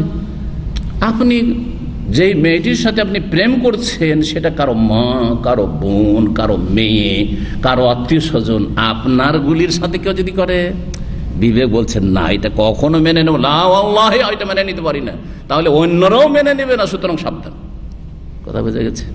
বিবেক বহু পাপ থেকে মানুষকে বাঁচিয়ে দিতে পারবে। বিবেক বহু পাপ থেকে বাঁচিয়ে দিতে পারবে। জি, বিবেক বলছে যে আমার নবী হচ্ছেন মুহাম্মদ, তো আমি অন্ধভাবে আর কোন পীরকে বা ইমামকে কেন তাকলিদ করব? আমার নবীকে আমি মানবো নিঃশর্ত। বিবেক বলছে আমার রব আল্লাহ, তো ইবাদত আল্লাহর করবো, মাজারে দুর্গা দরগা কেন ধর্ণা দেবো? বিবেক, সুস্থ বিবেক। বিকৃত মস্তিষ্ক, বিকৃত বিবেক, সেই কারণে শিরক করে, আর বিদআত করে, আর কুফরি করে, ইত্যাদি ইত্যাদি, আর বিভিন্ন পাপে জড়িয়ে যায়। আকলকে আকল বলা হয়। তো আকালা মানে বেঁধে দেওয়া। মানুষের সুস্থ বিবেক মানুষকে বেঁধে রাখে পাপাচার থেকে, অন্যায় থেকে। সুম্মা ক্বালা লাহুম, তারপরে তাদেরকে বললেন, মানে লোকজন সব বসে আছে এরকম মসজিদে নববীতে নবী করিম সাল্লাল্লাহু আলাইহি ওয়াসাল্লামের সামনে, ওদেরকে ওই লোক জিজ্ঞেস করছে আইয়ুকুম মুহাম্মদ, মধ্যে কে মুহাম্মদ সাল্লাল্লাহু আলাইহি ওয়াসাল্লাম। তাহলে বোঝা যাচ্ছে যে তিনি একেবারে নিউ মুসলিম, আর বেদুইন ছিলেন যে শহরের সভ্যতা থেকে অনেক দূরে, যার ফলে মোহাম্মদ বলতে হয় না, রাসূলুল্লাহ বলতে হয়, জানতেন না তিনি। সেই সময় নবী করিম সাল্লাল্লাহু আলাইহি ওয়াসাল্লাম হেলাম দিয়েছিলেন সাহাবায়ে কেরামদের মাঝখানে। তাহলে নবী সাল্লাল্লাহু আলাইহি ওয়াসাল্লামের মজলিসে বসার নিয়মটা ছিল মিডিলে, মাঝখানে। তখন তার এরকম মাইক স্পিকার ছিল না যে উঁচা জায়গায় এক সাইডে বসবে আর সবাই শুনতে পাবেন। লোকজন বেশি থাকলে কোনখানে বসতে হবে? মাঝখানে গিয়ে। মাইক নাই, তাহলে কোনখানে বসলে আপনাদের সবাইকে শোনাতে পারবো? মিডিলে, ও মাঝখানে গিয়ে বসে যাও। মাঝখানে একটু গোলাকার হয়ে খালি জায়গা আছে, আর সবাই হালাকার মতো করে গোলাকার হয়ে বসে আছে, জি। আর তারপরে সবাই সব দিক থেকে শুনতে পাচ্ছে, ডান থেকে বাম থেকে সামনের থেকে এদিক থেকে, হ্যাঁ, সব দিক থেকে শুনছে। তো নবী সাল্লাল্লাহু আলাইহি ওয়াসাল্লাম মাঝখানে বসেছিলেন সাহাবায়ে কেরামদের মাঝে। ফাকুলনা, সাহাবীরা বলছে, আমরা বললাম, হাযার রাজুলুল আবিয়াদ আল মুত্তাকি, ইনি হচ্ছেন মুহাম্মদ সাল্লাল্লাহু আলাইহি ওয়াসাল্লাম, যিনি সাদা, শুভ্র, সুন্দর, আল মুত্তাকি, হেলান দিয়ে যে বসে আছেন। ফাকার লাহুর রাজুল, তখন নবী সাল্লাল্লাহু আলাইহি ওয়াসাল্লামকে ওই লোক বলল, ইবনে আব্দুল মুত্তালিব, হে আব্দুল মুত্তালিবের সন্তান। ইয়া রাসূলুল্লাহ বলতে এখনো কিন্তু শিখেননি, কারণ শুনে মুসলিম হয়েছেন, কিভাবে বলতে তাও জানছেন না। ইয়া মুহাম্মদ বললেন না, কি বললেন? ইবনে আব্দুল মুত্তালিব, হে আব্দুল মুত্তালিবের সন্তান। আর আব্দুল মুত্তালিবের সন্তান কেন বললেন? হ্যাঁ, কেন বললেন? নবীর বাপের নাম কি ছিল? আব্দুল্লাহ। তো ইবনে আব্দুল্লাহ বলতে হইতো, তাই না? ইবনে আব্দুল মুত্তালিব কেন? বংশ না, দেখেন না, আব্দুল্লাহ অল্প বয়সে মারা যান, নবী সাল্লাল্লাহু আলাইহি ওয়াসাল্লাম পিতা। সেই জন্য সমাজের লোকেরা বেশি চিনত না তাকে। সবচাইতে প্রখ্যাত মানুষ ছিলেন মক্কার সমাজে নবী সাল্লাল্লাহু আলাইহি ওয়াসাল্লামের দাদা, জি। আর পরিচিত বিখ্যাত মানুষের সাথে সম্পৃক্ত করা মানুষের এটা চিরাচরিত চলে আসছে, এই জন্য ইবনে আব্দুল মুত্তালিব। এবং এর সাথে সাথে আর একটা জিনিস মনে রাখবেন যে বাপের ওপরে যতগুলি আছে সব কিন্তু বাবা, জি। আবা হুকুম আবনা হুকুম, বাপ দাদা পূর্বপুরুষ। আবা মানে বাপ তো একটাই হয়, বাপ কি দুটো হয়?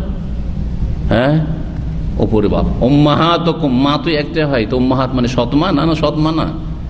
উম্মাহাত মানে এখানে হচ্ছে মা, দাদি, নানি, দাদির দাদি, দাদির নানি, নানির দাদি, সব ওপরে যত আছে সব উম্মাহাত, সব মা। তাহলে আব্দুল মুত্তালিবের সন্তান যখন নবী সাল্লাল্লাহু আলাইহি ওয়াসাল্লাম বোঝা গেল, তাহলে বোঝা গেল যে আমরা আমাদের সমাজে যারা নাতি, নাতিন, পোতা, পতিন, যে যেটা বুঝেন, হ্যাঁ, এরা আমাদের সন্তান, এরা আমাদের সন্তান। সুতরাং কখনো নাতি নাতিনের সাথে আর পোতা পতিনের সাথে মজাক করবেন না। আপনি ছেলে মেয়েদের সাথে, মাহরামের সাথে মজাক করলেন, আপনি বড় মূর্খ, জাহেল, পাপিষ্ঠ। আমাদের দেশে আছে না নেই? নাতিন একটু সাবালিকা হয়ে উঠেছে, এই বিয়ে করবি, আউযু বিল্লাহি মিনাশ শাইতানির। ছোটকাল থেকে এগুলো দেখেছি সমাজে, নোংরা সমাজ, অজ্ঞ সমাজ। পতিনকে বলছে, হ্যাঁ, এই বিয়ে করবি, কেমন ছেলে তোর পছন্দ? আমাকে পছন্দ লাগছে। আউযু বিল্লাহ, আউযু বিল্লাহ। আপনি বাপ, আপনি দাদা মানে আপনি বাপ, আপনি নানা মানে বাপ, জি। বরং এক ঘটনা বলছি এখানে, মানে এক ভাই এসে বলছে, বিদেশে থাকে, পশ্চিমা দেশে থাকেন, ঘটনা, ওই মহিলা 3 তালাক হয়ে গেছে স্বামীর সাথে, এখন হালালা করাবে, হিল্লা করাবে। হ্যাঁ, হানাফি বেদাতি তরিকা হিল্লা করাবে। তো হিল্লা কাকে দিয়ে করেছে? নিজের নানাকে দিয়ে হিল্লা করেছে। বলছে পরকে আর কোথায় দিতে যাব, নানাকে দিয়ে করে, কেন পরকে দিয়ে যদি না ছাড়ে, বলছে নানাকে বিয়ে দিয়েছে, 2-3 দিনের জন্য বিয়ে দিয়েছে। আউযু বিল্লাহি মাসলা এসেছে।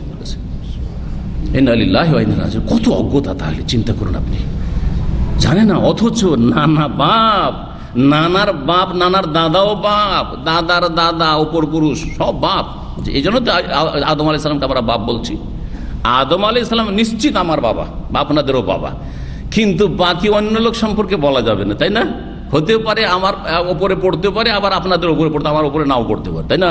নবী করিম সাল্লাল্লাহু আলাইহি ওয়াসাল্লামকে ওই সাহাবী ইমাম সাহেব বাইরে থেকে এসেছেন, বলছেন যে ইবনে আব্দুল মুত্তালিব, ইয়া নাই, ইবনে আব্দুল মুত্তালিব মানে ছিল ইবনে আব্দুল মুত্তালিব, হে আব্দুল মুত্তালিবের সন্তান। ফাকাল আল্লাহু নবী সাল্লাল্লাহু আলাইহি ওয়াসাল্লাম, নবী সাল্লাল্লাহু আলাইহি ওয়াসাল্লাম তাকে বলেন, কাদ আজাবতুকা, তোমার ডাকে সাড়া দিয়েছি বা তোমার কথা শুনছি, যেমন আমরা বলি আমাদের ভাষায় শাব্দিক অর্থ অনেক সময় করা যায় না, কারণ আরবির অলঙ্কার আলাদা, বাংলার অলঙ্কার আলাদা। বাংলায় ধরেন একটা লোক আমাকে বলছে, শেখ শুনছি, হ্যালো শেখ সালাম আলাইকুম, শুনছি, বলুন, বলছি না? তো ওই রকমের কাদ আজাব তো কাদ, তোমার কথায় আমি সাড়া দিচ্ছি অথবা আমি তোমার কথা শুনছি, বলো। ফাকাল আর রাজুল, ওই লোক বললো নবী সাল্লাল্লাহু আলাইহি সাল্লামকে, ইন্নী সাইলুকা, আমি আপনাকে কিন্তু জিজ্ঞেস করব কিছু মাসলা। ফামুশাদ্দিদুন আলাইকা ফিল মাসআলাতি, আর মাসলা জিজ্ঞাসা করতে কি আমি কিন্তু কঠোরতা অবলম্বন করব। আমার ভাষাটা অত ভালো না, আমি কিন্তু কঠিন ভাষায় বলে দিব, হয়তো একটু কার আচরণ কঠিন আচরণ হইতে পারে। ফালা তাজিদ আলাইয়া ফি নাফসিকা, আপনি কিন্তু আপনার কোনো মনোকষ্ট নেবেন না, রাগ করবেন না কিন্তু। জি হ্যাঁ, অনেকে যারা কথা বলতে যায় না তারা ভয় পায় কথা বলতে, তো আগে একটা ভূমিকা বেঁধে না যে সাহেব একটা মাসলা জিজ্ঞাসা করবো, বেয়াদবি মাফ করবেন, বলে না ঠিক সেম ওই রকমই আর কি। ফাকালা, তখন বললেন নবী সাল্লাল্লাহু আলাইহি ওয়াসাল্লাম, সাল আম্মা বাদালাক, তোমার যা মন চাই তাই জিজ্ঞেস করো, তোমার যা ইচ্ছা বা যা মন চাই তাই জিজ্ঞাসা করো। ফাকাল আসআলুকা বিরাব্বিকা ওয়া রাব্বি মান ক্বাবলাকা, আমি আপনাকে আপনার রবের কসম দিয়ে জিজ্ঞেস করছি এবং আপনার পূর্বে যারা এসছে তাদের, যত মানুষ এসছে তাদের রবের কসম দিয়ে জিজ্ঞেস করছি। আল্লাহ আরসালাকা ইলান নাসি কুল্লিহিম, আল্লাহ কি আপনাকে যাবতীয় সারা বিশ্বের সমস্ত মানুষের জন্য পাঠিয়েছেন? আল্লাহ কি আপনাকে সমস্ত মানবতার জন্য নবী রসুল করে পাঠিয়েছেন, না বিশেষ কোনো গোত্র বংশ বা আরবদের জন্য শুধু? কারণ তিনি শুনেছেন যে এক নবী এসেছেন যিনি শেষ নবী, আর শেষ নবী হচ্ছেন সারা বিশ্বের সমস্ত মানুষের নবী।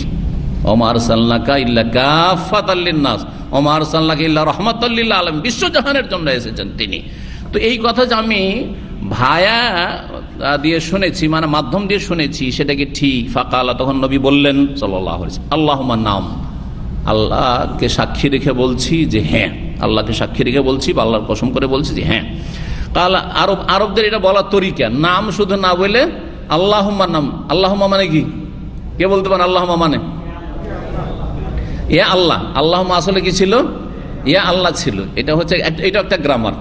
ইয়া আল্লাহ ছিল, ইয়াটাকে হজফ করে দেওয়া হয়েছে, ইয়াটাকে হজফ করা হয়েছে, তো বাঁচলো কি? আল্লাহ বাঁচলো। তো আল্লাহ যখন বাঁচলো, তো আল্লাহকে ডাকছি, এটা মোনাদা না আর কিছু, কেমন করে বুঝবো? তো এই বুঝানোর জন্য শেষখানে মিমের মুসাদ্দাদ, মিমের তাসদিদ, তাসদিদ ওয়ালা মিম, দুটো মিম লাগিয়ে দেওয়া হয়েছে। আল্লাহ হো ছিল, আল্লাহ হো ছিল, আর মিম মিম মুসাদ্দাদ হয়ে গেল, তাহলে কি হয়ে গেল? আল্লাহ হুম্মা। তো যে হুম্মা, এই যে মিম মিম মুসাদ্দাদ হইল, এটা কিসের জন্য?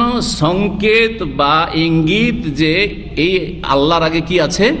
ইয়া আছে, যে ইয়াটাকে সরিয়ে দিয়ে মিমকে তার বিকল্প হিসাবে নিয়ে আসা হয়েছে। সুতরাং কি হয়ে গেল? আল্লাহুম্মা হয়ে গেল। ইয়া আল্লাহ বলেন আর আল্লাহুম্মা বলেন একই কথা। জি, কোরআনে কারীমের অধিকাংশ দোয়াতে কি আছে বলুন তো দেখি? না, রব্বানা বা রব্বি। রব সবচেয়ে বেশি দোয়া আছে রব্বে হাবলি মিনাস সালেহিন, হ্যাঁ, রব্বে জিদনি ইলমা, বা রব্বানা বহু বচন, রব্বানা যালামনা আনফুসানা, রব্বানা আতিনা ফিদ দুনিয়া হাসানা। আর তারপরে দোয়া আছে আল্লাহুম্মা দিয়ে, আল্লাহুম্মা দিয়ে দোয়া আছে কোরআনে ওয়াহাদি। তাহলে এই দুটো নাম আল্লাহর অত্যন্ত গুরুত্বপূর্ণ, আল্লাহর কাছে চাওয়ার জন্য। অধিকাংশ দোয়াগুলিতে এখন এই দুটো নামই এসছে, হয় আল্লাহ এসছে আর না হলে রব এসছে। সুতরাং এই দুটো নাম এই ক্ষেত্রে গুরুত্বপূর্ণ। যদিও আপনি রহমান বলেও চাইতে পারেন, ফরিদুল্লাহ তো রহমান, রহিম বলেও চাইতে পারেন, গফফার বলেও চাইতে পারেন, অসুবিধা নেই, আল্লাহ যে কোনো নামে চাইতে পারেন। আইয়াম্মা তাদু ফালাহুল আসমাউল হোসনা, যা দিয়ে চাও না কেন, যেই নামে চাও না কেন, আল্লাহ সুন্দর সুন্দর নাম আছে সেগুলি দিয়ে চাও। বানানো বানাওয়াট নাম দিয়ে চেয়েও না, ইয়া খোদা, হে খোদা, না না, এরকম করে চেয়েও না। নবী সাল্লাল্লাহু আলাইহি ওয়াসাল্লাম বললেন যে হ্যাঁ, আল্লাহকে সাক্ষী রেখে বলছি। কাল আনশুদুকা বিল্লাহ, আপনাকে আল্লাহর কসম দিচ্ছি, আল্লাহ আমারা কান্ত সাল্লিয়া সালাওয়াতিল খামস ফিল ইয়াউমি ওয়াল লাইলা, আল্লাহর কসম দিয়ে আপনাকে জিজ্ঞেস করছি যে আল্লাহ কি আপনাকে নির্দেশ করেছেন যে প্রতিদিন রাতে 5 ওয়াক্ত সালাত পড়বেন? কাল আল্লাহুম্মা নাম। রাসূলুল্লাহ বললেন আল্লাহকে সাক্ষী রেখে বলছি, হ্যাঁ অবশ্যই। কালা আনশুদুকা বিল্লাহ, আপনাকে আল্লাহর কসম দিয়ে বলছি, আল্লাহ আমারা কান্তাসুম হাযা শাহরা মিনাস সানা, আল্লাহর কসম দিয়ে আপনাকে বলছি যে আল্লাহ কি আপনাকে নির্দেশ দান করেছেন যে বছরের এই মাসটাই সিয়াম পালন করবেন, রোজা রাখবেন, অর্থাৎ রমজান মাসে। কালা আল্লাহুম্মা নাম। নবী সাল্লাল্লাহু আলাইহি ওয়াসাল্লাম বললেন হ্যাঁ। আল্লাহকে সাক্ষী রেখে বলছি হ্যাঁ। হ্যাঁ বললেই হয়তো, কিন্তু আল্লাহুম্মা নাম এটা আরবদের বলার বাকভঙ্গিমা ছিল যে আল্লাহর নাম নিয়ে তারা এই ধরনের কথাগুলি বলতেন। তাই নবী সাল্লাল্লাহু আলাইহি সাল্লাম সেই বাকভঙ্গিমাতেই কথা বলেছেন। যেমন আমরা নিজের কথাকে শক্ত করার জন্য আল্লাহকে সাক্ষী রেখে বলছি এইটা। তারপরে বলছেন আনশুদুকা বিল্লাহ, আপনাকে আল্লাহর কসম দিয়ে বলছি, আল্লাহ আমারা কান তাখুযা হাযিহি সাদাকাতা মিন আগনিয়াইনা ফাতাকসিমুহা আলা ফুকারাইনা, যে আল্লাহকে আপনাকে নির্দেশ দান করেছেন যে এই সাদকা যাকাত আমাদের বিত্তবান ধনীদের কাছ থেকে নেবেন, সচ্ছলদের কাছ থেকে নেবেন, ফাতাকসিম আলা ফুকারাইনা, তারপরে সেটা ভাগ বন্টন করে দেবেন যারা আমাদের সমাজের দরিদ্র তাদের মাঝে। এটাকে আল্লাহ হুকুম করেছেন আপনাকে। ফাকালান নবী সাল্লাল্লাহু আলাইহি ওয়াসাল্লাম বলেন আল্লাহুম্মা নাম, আল্লাহকে সাক্ষী রেখে বলছি হ্যাঁ। ফাকাল আর রাজুল, তখন ওই লোক বলল আমানতু বিমা জিতা বিহি, আপনি যা নিয়ে এসেছেন তার প্রতি আমি ঈমান নিয়ে আসলাম। ঈমান নিয়ে এসেছেন উনি শুনেই, কিন্তু তারপরে জিজ্ঞাসা করতে এখানে ঈমানের তাহলে নবায়ন করলেন। কি করলেন? এখন সরাসরি ঈমান নিয়ে আসলে রাসূলুল্লাহ সাল্লাল্লাহু আলাইহি সাল্লামের উপর সামনাসামনি এসে। এখান থেকে ওলামার ইস্তেমবাদ করেছেন একটি মাসআলা, সেটা হচ্ছে যে যদি নিজের সনদকে, সনদের যুগে আমাদের তো আজকাল সনদ নেই আপনাদের শিক্ষার ক্ষেত্রে, কিন্তু সনদ যেখানে সিলসিলা সনদ বা ইজাজার বিষয় রয়েছে, যদি সনদটা আমার লম্বা হয়ে যায় সেই সনদকে শর্ট করার জন্য, যেমন একটা মাসলা বড় একজন মুহাদ্দিস থেকে বা একটা হাদিস জানার জন্য ধরেন মাঝখানে 5 জন আছে, 5 জন ওস্তাদ। ইমাম বুখারীর অধিকাংশ হাদিসে ধরেন 4 জন 5 জন বা 6 জন করে ওস্তাদ আছে ইমাম বুখারী থেকে নবী সাল্লাল্লাহু আলাইহি ওয়াসাল্লাম পর্যন্ত।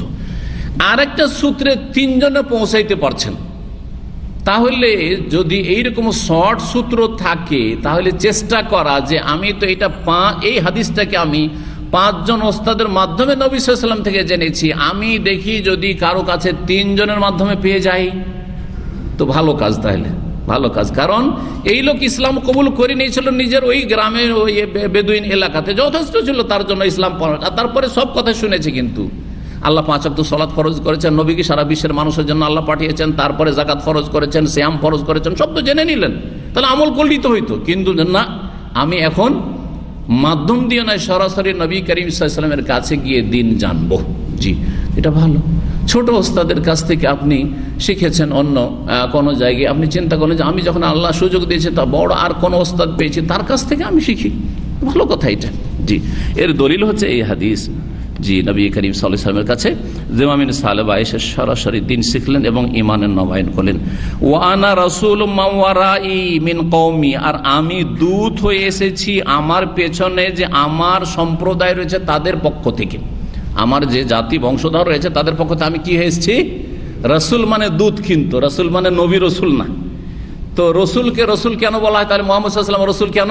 কারণ তিনি আল্লাহর পক্ষ থেকে দূত। আল্লাহর বিধান জানার জন্য একমাত্র মাধ্যম হচ্ছেন মুহাম্মদ রাসূলুল্লাহ সাল্লাল্লাহু আলাইহি ওয়াসাল্লাম আমাদের জন্য। তিনি হচ্ছেন সারা বিশ্বের মানবতার রাসূল। কিন্তু আমরা দুনিয়ার ক্ষেত্রেও রাসূল মানে দূত ব্যবহার করে থাকি, সরাসরি কথাটা পৌঁছাতে পারলাম না। আজকাল তো নাই টেলিফোন যোগাযোগ ব্যবস্থা, টেলিফোন না থাকলে কি করি আমরা? কাউকে দিয়ে বলে পাঠাইলাম। আগে যখন মানুষ মারা যেত তখন এইরকম হোয়াটসঅ্যাপ মেসেজ ছিল না, একটা লোককে পাঠিয়ে দেওয়া হতো, যারে যত কুটুম্ব আছে আত্মীয় স্বজন আছে বাড়ি বাড়ি বলে যে অমুক মারা গেছে, অমুক সময় জানা যাবে। জি, এ হচ্ছে রাসূল, এ হচ্ছে দূত।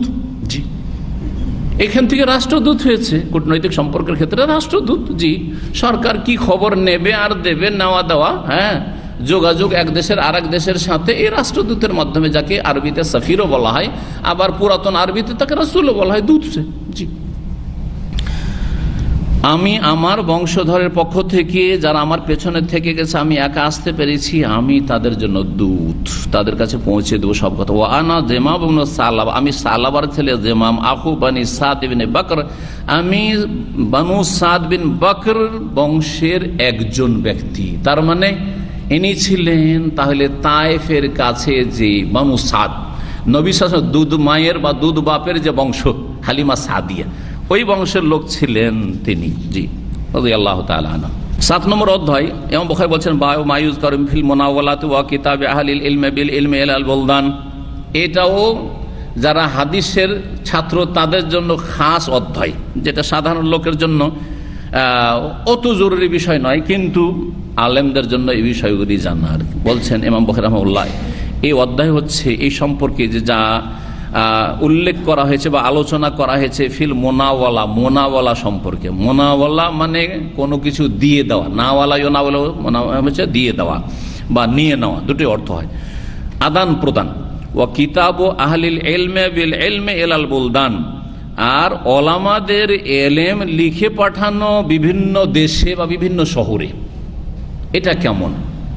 তাহলে এখানে দুটো মাসআলা আসলে, একটা মাসআলা হচ্ছে মোনাওয়ালা, আর একটা হচ্ছে যেটা লিখে পাঠানো, যেটাকে মোকাতাবা বলা হয়, মোনাওয়ালা আর মোকাতাবা। এইভাবে এলেম চর্চা করা বা এলেম পৌঁছানো, এটা কেমন? আর ওইটা ওরা বর্ণনা করা শুরু করলো। মোনাওয়ালা হচ্ছে, তাহলে এগুলো সংজ্ঞা বলি, এখন শাব্দিক অর্থ শুধু বলি, সংজ্ঞা বলি। মোনাওয়ালা হচ্ছে দেওয়া কোনো কিছু। কি দেওয়া? একটা হয়তো পুস্তক আছে, হাদিসের পাণ্ডুলিপি, হাদিসের একটা পুস্তক আছে, ওস্তাদ একজন ছাত্রকে দিয়ে দিল বা একজন লোককে আসলো দিয়ে দিল, আর বলল যে এইতে যে হাদিসগুলি আছে 100 বা 200 বা কিছু হাদিস আছে, এই হাদিসগুলি নিয়ে যাও, আর তুমি আমার থেকে এই হাদিসগুলি যে কোনো জায়গায় বর্ণনা করে ছাত্রদেরকে মুখস্থ করাইতে পারবে, শিখাতে পারবে। এটা হচ্ছে মোনাওয়ালা। গোটা একটা কপি কি করলেন? কপির আদান প্রদান হলো, দিয়ে দিলেন, মোনাওয়ালা।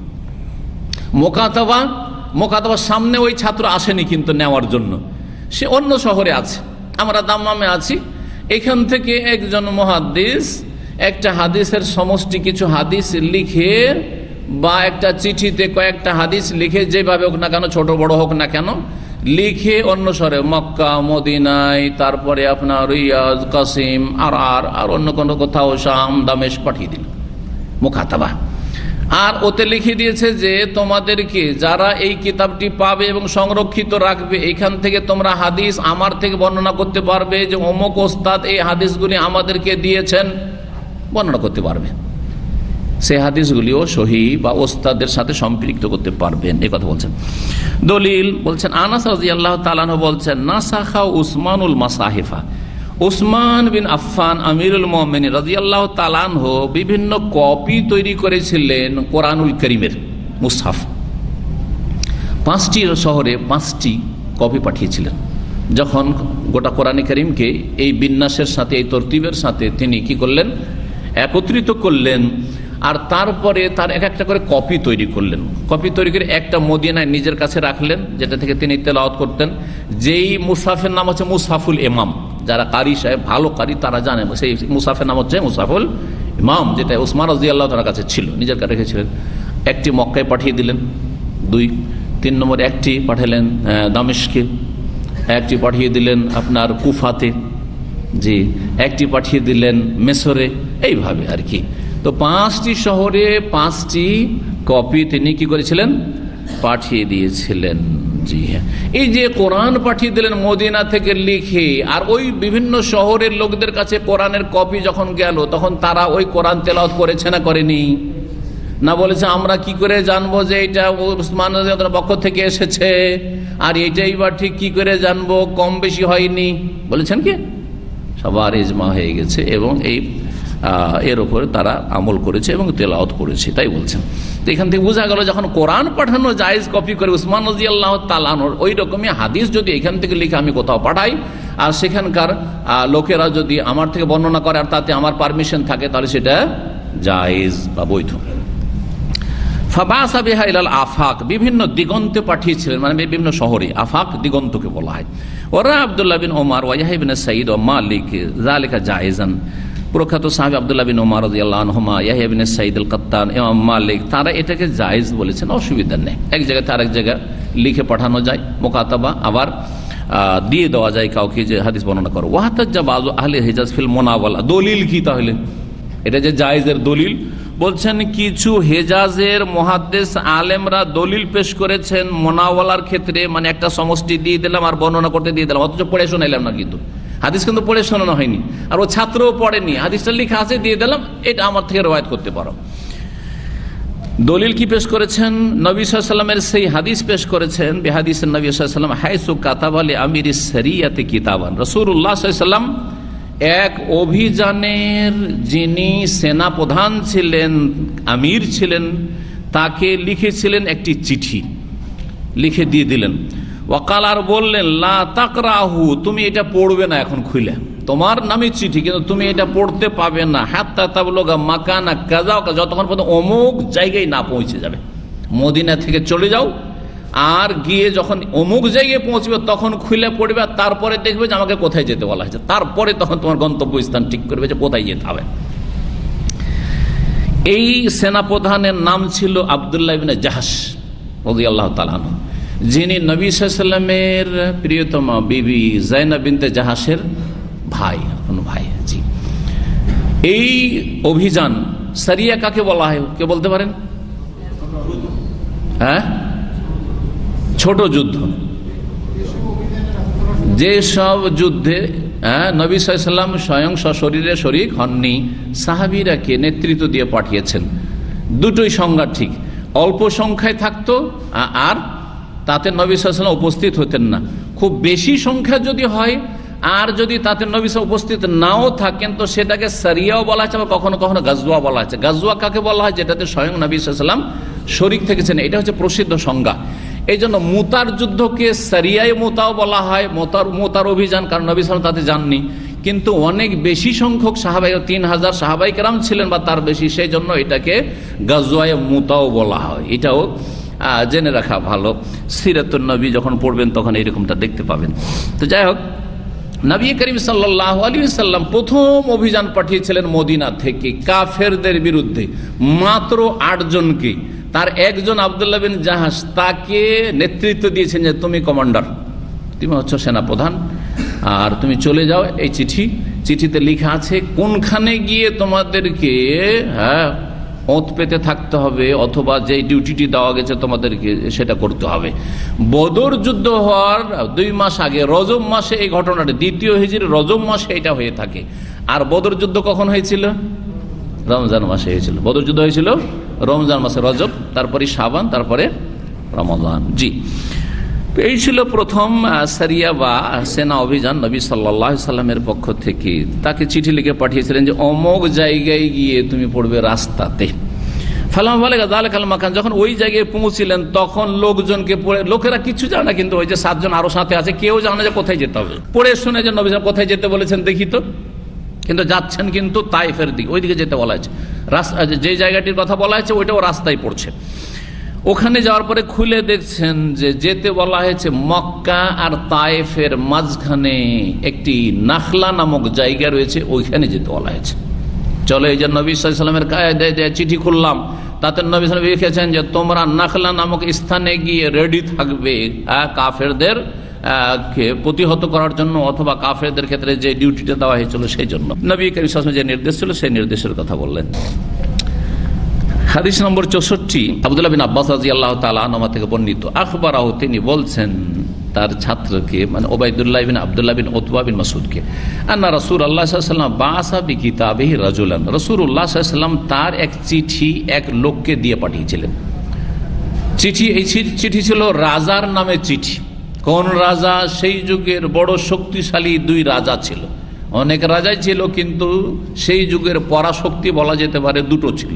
একটা হচ্ছে রোম সাম্রাজ্য, যেটা বর্তমান ইউরোপ, আর আরেকটা হচ্ছে পারস্য সাম্রাজ্য, যেটা বর্তমান একবারে ছোট হইতে হইতে ইরানে সীমিত হয়ে গেছে। যারা ছিল অগ্নিপূজক মজুস, তাহলে শিয়া রাফেজিদের পূর্বপুরুষরা হচ্ছে মজুস, অগ্নিপূজক, আর তাদের ধর্মকে ধ্বংস করেছে, ভ্রান্ত ধর্মে তাদেরকে ঠেলে দিয়েছে ইহুদি চক্রান্ত, আব্দুল্লাহ বিন সাবা ইহুদির চক্রান্ত। যে মুনাফিক ইসলাম বাহ্যিক কবুল করে অতিরঞ্জন করা শুরু করে আলী সম্পর্কে, হাসান হোসেন সম্পর্কে, আলে বাইর সম্পর্কে, আর তারপরে এদেরকে পথভ্রষ্ট করে। আর মুসলিম শাসক খোলাফে রাশেদিন বিশেষ করে উসমান রাদিয়াল্লাহু তাআলা আনহুর বিরুদ্ধে সে ষড়যন্ত্র করতে থাকে, আর তারপরে যেসব দুর্ঘটনা ইসলামের ইতিহাসে ঘটেছে সেসব ঘটে থাকে। তো রাসূলুল্লাহ সাল্লাল্লাহু আলাইহি সাল্লাম তার শেষ জীবনে চিঠি লিখেছিলেন 6 জন রাজার কাছে। 6 জন রাজার কাছে। তার একজন রোমের রাজা কাইসার, যার ঘটনা আমরা ওহির পর্বে পড়েছি, আর আরেকজন ছিল রোমের রাজা, আরেকজন ছিল আবেশিনিয়া হাবশার রাজা, এইভাবে। জি, তো এই চিঠি সরাসরি কিন্তু পারস্য দেশ পৌঁছানো হয়নি। এই চিঠি পৌঁছানো হয়েছিল আমরা যেই জায়গায় বসে আছি এই এলাকায়, যদিও দাম্মাম সেটা ছিল না, কারণ দাম্মাম তখন সাগরের তলায় ছিল। দামামের বয়স 100 বছর বলা হচ্ছে, বা তার একটু কম বেশি, 100 বছর। তার আগে এটা কি ছিল? সব সাগর সমুদ্র ছিল। তবে আলহাসার নাম এসেছে, কাতিফের নাম এসেছে, দারিনের নাম এসেছে, নবী সাল্লাল্লাহু আলাইহি ওয়াসাল্লামের আমল এগুলো ছিল। এই সমস্ত এরিয়াটাকে সেই যুগে বাহরাইন বলা হইতো। এর আগে অনেক আলোচনাতে আমি বলেছি, যারা নিয়মিত আলোচনা শুনে। এখনকার বাহরাইন তখন কোনো অস্তিত্বই ছিল না, কোনো অস্তিত্ব ছিল না তার। বর্তমান যে বাহরাইন একটা দেশ, তখনকার বাহরাইন কি ছিল? আলহাসা থেকে শুরু করে আপনার এদিকে নারিয়া, গারিয়া, খবজি, এ পর্যন্ত যতগুলি এলাকা আছে, বিশেষ করে এই কাতিফ আর দারিনি বলি, বেশি দূর না গিয়ে এইসব এলাকা, জি, এগুলো ছিল কি বাহরাইন। বাহরাইন কেন বলা হয়? একটা মজার কথা। বাহরাইন কেন বলা হয়? দুটো সাগর আছে এখানে। বাহরাইন মানে 2 সাগর। জি হ্যাঁ, সুবহানাল্লাহ। আজকে জুমা মসজিদে যাচ্ছি, গাড়িতে বসে আছি, তো আমার ছোট ছেলে 4 নম্বর, যেটা আব্দুল মজিদ, এ বাহরাইনের কথা কি কথায় বাহরাইনের কথা চলে এসেছে। আব্বু, বাহরাইনকে বাহরাইন কেন বলা হয়? তো মাদ্রাসায় পড়ে, আরবি ক্লাস 5-এ। তো বাহরাইন তো তাসনিয়া, 2টো সাগর, তো বাহরাইনকে বাহরাইন কেন বলা হয়? ওয়াল্লাহি আমার একবার পড়েছিলাম, ভুলে গেছিলাম। তো আমি চিন্তা করলাম যে না, ছেলে হইলেও আন্দাজি গুলি মারা জায়েজ নয় আমার জন্য। সুতরাং বললাম যে বাবা, আমি অনেকদিন আগে পড়েছি, তবে আমি এটাকে ভালো করে দেখে তোমাকে পরে জানাবো। সেটা অবশ্য কাজবশত মনে হয় বাসায় চলে গেছে, কিন্তু আপনাদেরকে এই ওসিলাতে আপনাদের এই নলেজটা বাড়বে, শিখাবেন। আমি প্রথম আমার অফিসে এসে জুমার খুতবার অনুবাদ শেষ করে এসে প্রথম আমি এটাকে সন্ধান দিলাম, সার্চ। তারপরে আলহামদুলিল্লাহ সেটা উদ্ঘাটন করলাম, আর এলেমটা নবায়ন করলাম। একসময় পড়েছিলাম, কত যে স্মৃতিতে আসে আর ভুলে যায় আমরা। না হলে এলেমের পাহাড় হয়তো হয়ে যেতে পারতাম, তাই না? কত যে পড়াশোনা করেছি, কিন্তু মনে কমই থাকে। এই কমের মধ্যে আলহামদুলিল্লাহ যেন বরকত দান করেন। তো বাহরাইনে যা পড়লাম এখন নতুন করে, আর ওইটা আগের পুরাতন নলেজ ছিল, যেটা নবায়ন, সেটা শোনাই আপনাদেরকে মজার কথা। বাহার 1 সাগর, আর বাহরাইন মানে 2 সাগর। তো এই এলাকায় যে আসলে লোনা পানি, সাগর মানে কি লোনা পানি, এই লোনা পানির মাঝেই সেই যুগে কিছু এলাকা ছিল যেখানে মিষ্টি পানি ছিল, মিষ্টি পানি ছিল। তাহলে একটা সাগর হচ্ছে মিষ্টি পানির সাগর, আর এটা হচ্ছে লোনা পানির সাগর। হ্যাঁ, আর সেটা সাগরের আকার ছিল না, সাগর মানে তো লোনা পানি, কিন্তু সেটা ছিল কি বেশ কিছু ঝর্ণার আকারে, ফোয়ারা, ঝর্ণার মতো পানি বেরোচ্ছে, আর সেখান থেকে মিষ্টি পানি বেরোচ্ছে, অথচ সাগর এরিয়াতে চারিদিকে লোনা পানি, ওর মাঝখানে কোনো দ্বীপ আছে, দ্বীপ থেকে কি বেরোচ্ছে? মিষ্টি পানি বেরোচ্ছে। মানুষরা যখন পানিপথে এই আপনার এই যে খালিজ বা গালফ, যে আপনার এই যে উপসাগর যার পাশে আমরা বসে আছি এখানে দামামে, এখান দিয়ে সফর করতে, তখন ওই মিষ্টি পানি তারা জানতো যে অমুক জায়গায় মিষ্টি পানি পাওয়া যায়, পানীয় বা সুপেয় পানি পাওয়া যায়। তো এখান থেকে তাহলে নাম কি হলো, তার নামকরণ বাহরাইন। একটা হচ্ছে মিষ্টি পানি, আর একটা হচ্ছে লোনা পানি, এই জন্য বাহরাইনের নাম বাহরাইন হয়েছে। জি, যে বর্তমান বাহরাইন, সে বাহরাইনের 33টি দ্বীপ আছে, যে দ্বীপগুলি বাহরাইনের। আর পুরাতন বাহরাইন যেটা বললাম আপনাদেরকে, তো পুরাতন বাহরাইনেই নবী করিম সাল্লাল্লাহু আলাইহি সাল্লাম চিঠি পাঠিয়েছিলেন। কার কাছে পাঠানোর জন্য? পারস্য দেশের মহারাজার কাছে চিঠি পৌঁছানোর জন্য। কিন্তু ডাইরেক্ট যাওয়ার ব্যবস্থা ছিল না, বা পৌঁছানোর ব্যবস্থা ছিল না। সেই জন্য ইরানের পক্ষ থেকে বা পারস্য সাম্রাজ্যের পক্ষ থেকে যে এই এলাকা তাদের দখলে ছিল, কিন্তু এই এলাকা সেই সময় 1400 বছর আগে তাদের দখলে ছিল, পারস্য সাম্রাজ্যের দখলে ছিল। সুতরাং তাদের পক্ষ থেকে এখানে তাদের একজন কি থাকতো, গভর্নর, বা বলতে পারেন যে চিফ মিনিস্টার, মুখ্যমন্ত্রী, বা একজন প্রধান এই এলাকার ছিল, রাষ্ট্রপ্রধান। তো চিঠি নিয়ে আসলেন যেই সাহাবী, তার নাম ছিল আব্দুল্লাহ বিন হুযাফা সাহমি। তার নাম ছিল আব্দুল্লাহ বিন হুযাফা সাহমি। তিনি চিঠি নিয়ে আসলেন। নিয়ে আসার পরে কাকে দেন? আমারাহু আইয়াদহু ইলা আজিমিল বাহরাইন। রাসূলুল্লাহ বলে দিয়েছেন যে তোমাকে ওই পারস্য সাম্রাজ্যে একবারে যেতে হবে না, তুমি নিয়ে গিয়ে বাহরাইনের যিনি প্রধান আছেন, রাষ্ট্রপ্রধান, তার কাছে দিয়ে দিবে, যার নাম ছিল মুনজির বিন সাউই আল আবাদি। এই নাম এই কাফের নেতার কাছে, যে এই এলাকার মুখ্যমন্ত্রী বা গভর্নর ছিল, তার কাছে পৌঁছে দেওয়া হইল। ফালাম্মা কারাহু, চিঠিটা যখন পড়লো, মাজ্জাকাহু, তখন চিঠিটাকে ছিঁড়ে ফেলে দিল রাগে। ওর চিঠিকে, এই রে কত সাহস রে, হ্যাঁ কত সাহস এই মোহাম্মদের, আমাদেরকে এই চিঠি পাঠাচ্ছে, আসলিম তাসলাম, ইসলাম কবুল করো, শান্তিতে থাকবে, আর না ইসলাম কবুল করলে তোমাকে সমস্ত পাপের বোঝা উঠাইতে হবে। যেটা সংক্ষেপে যে বিষয়বস্তুটি ছিল, এই বিষয়বস্তু আপনাদের সামনে উল্লেখ করলাম। রাগে চিঠি ফেলে দিল।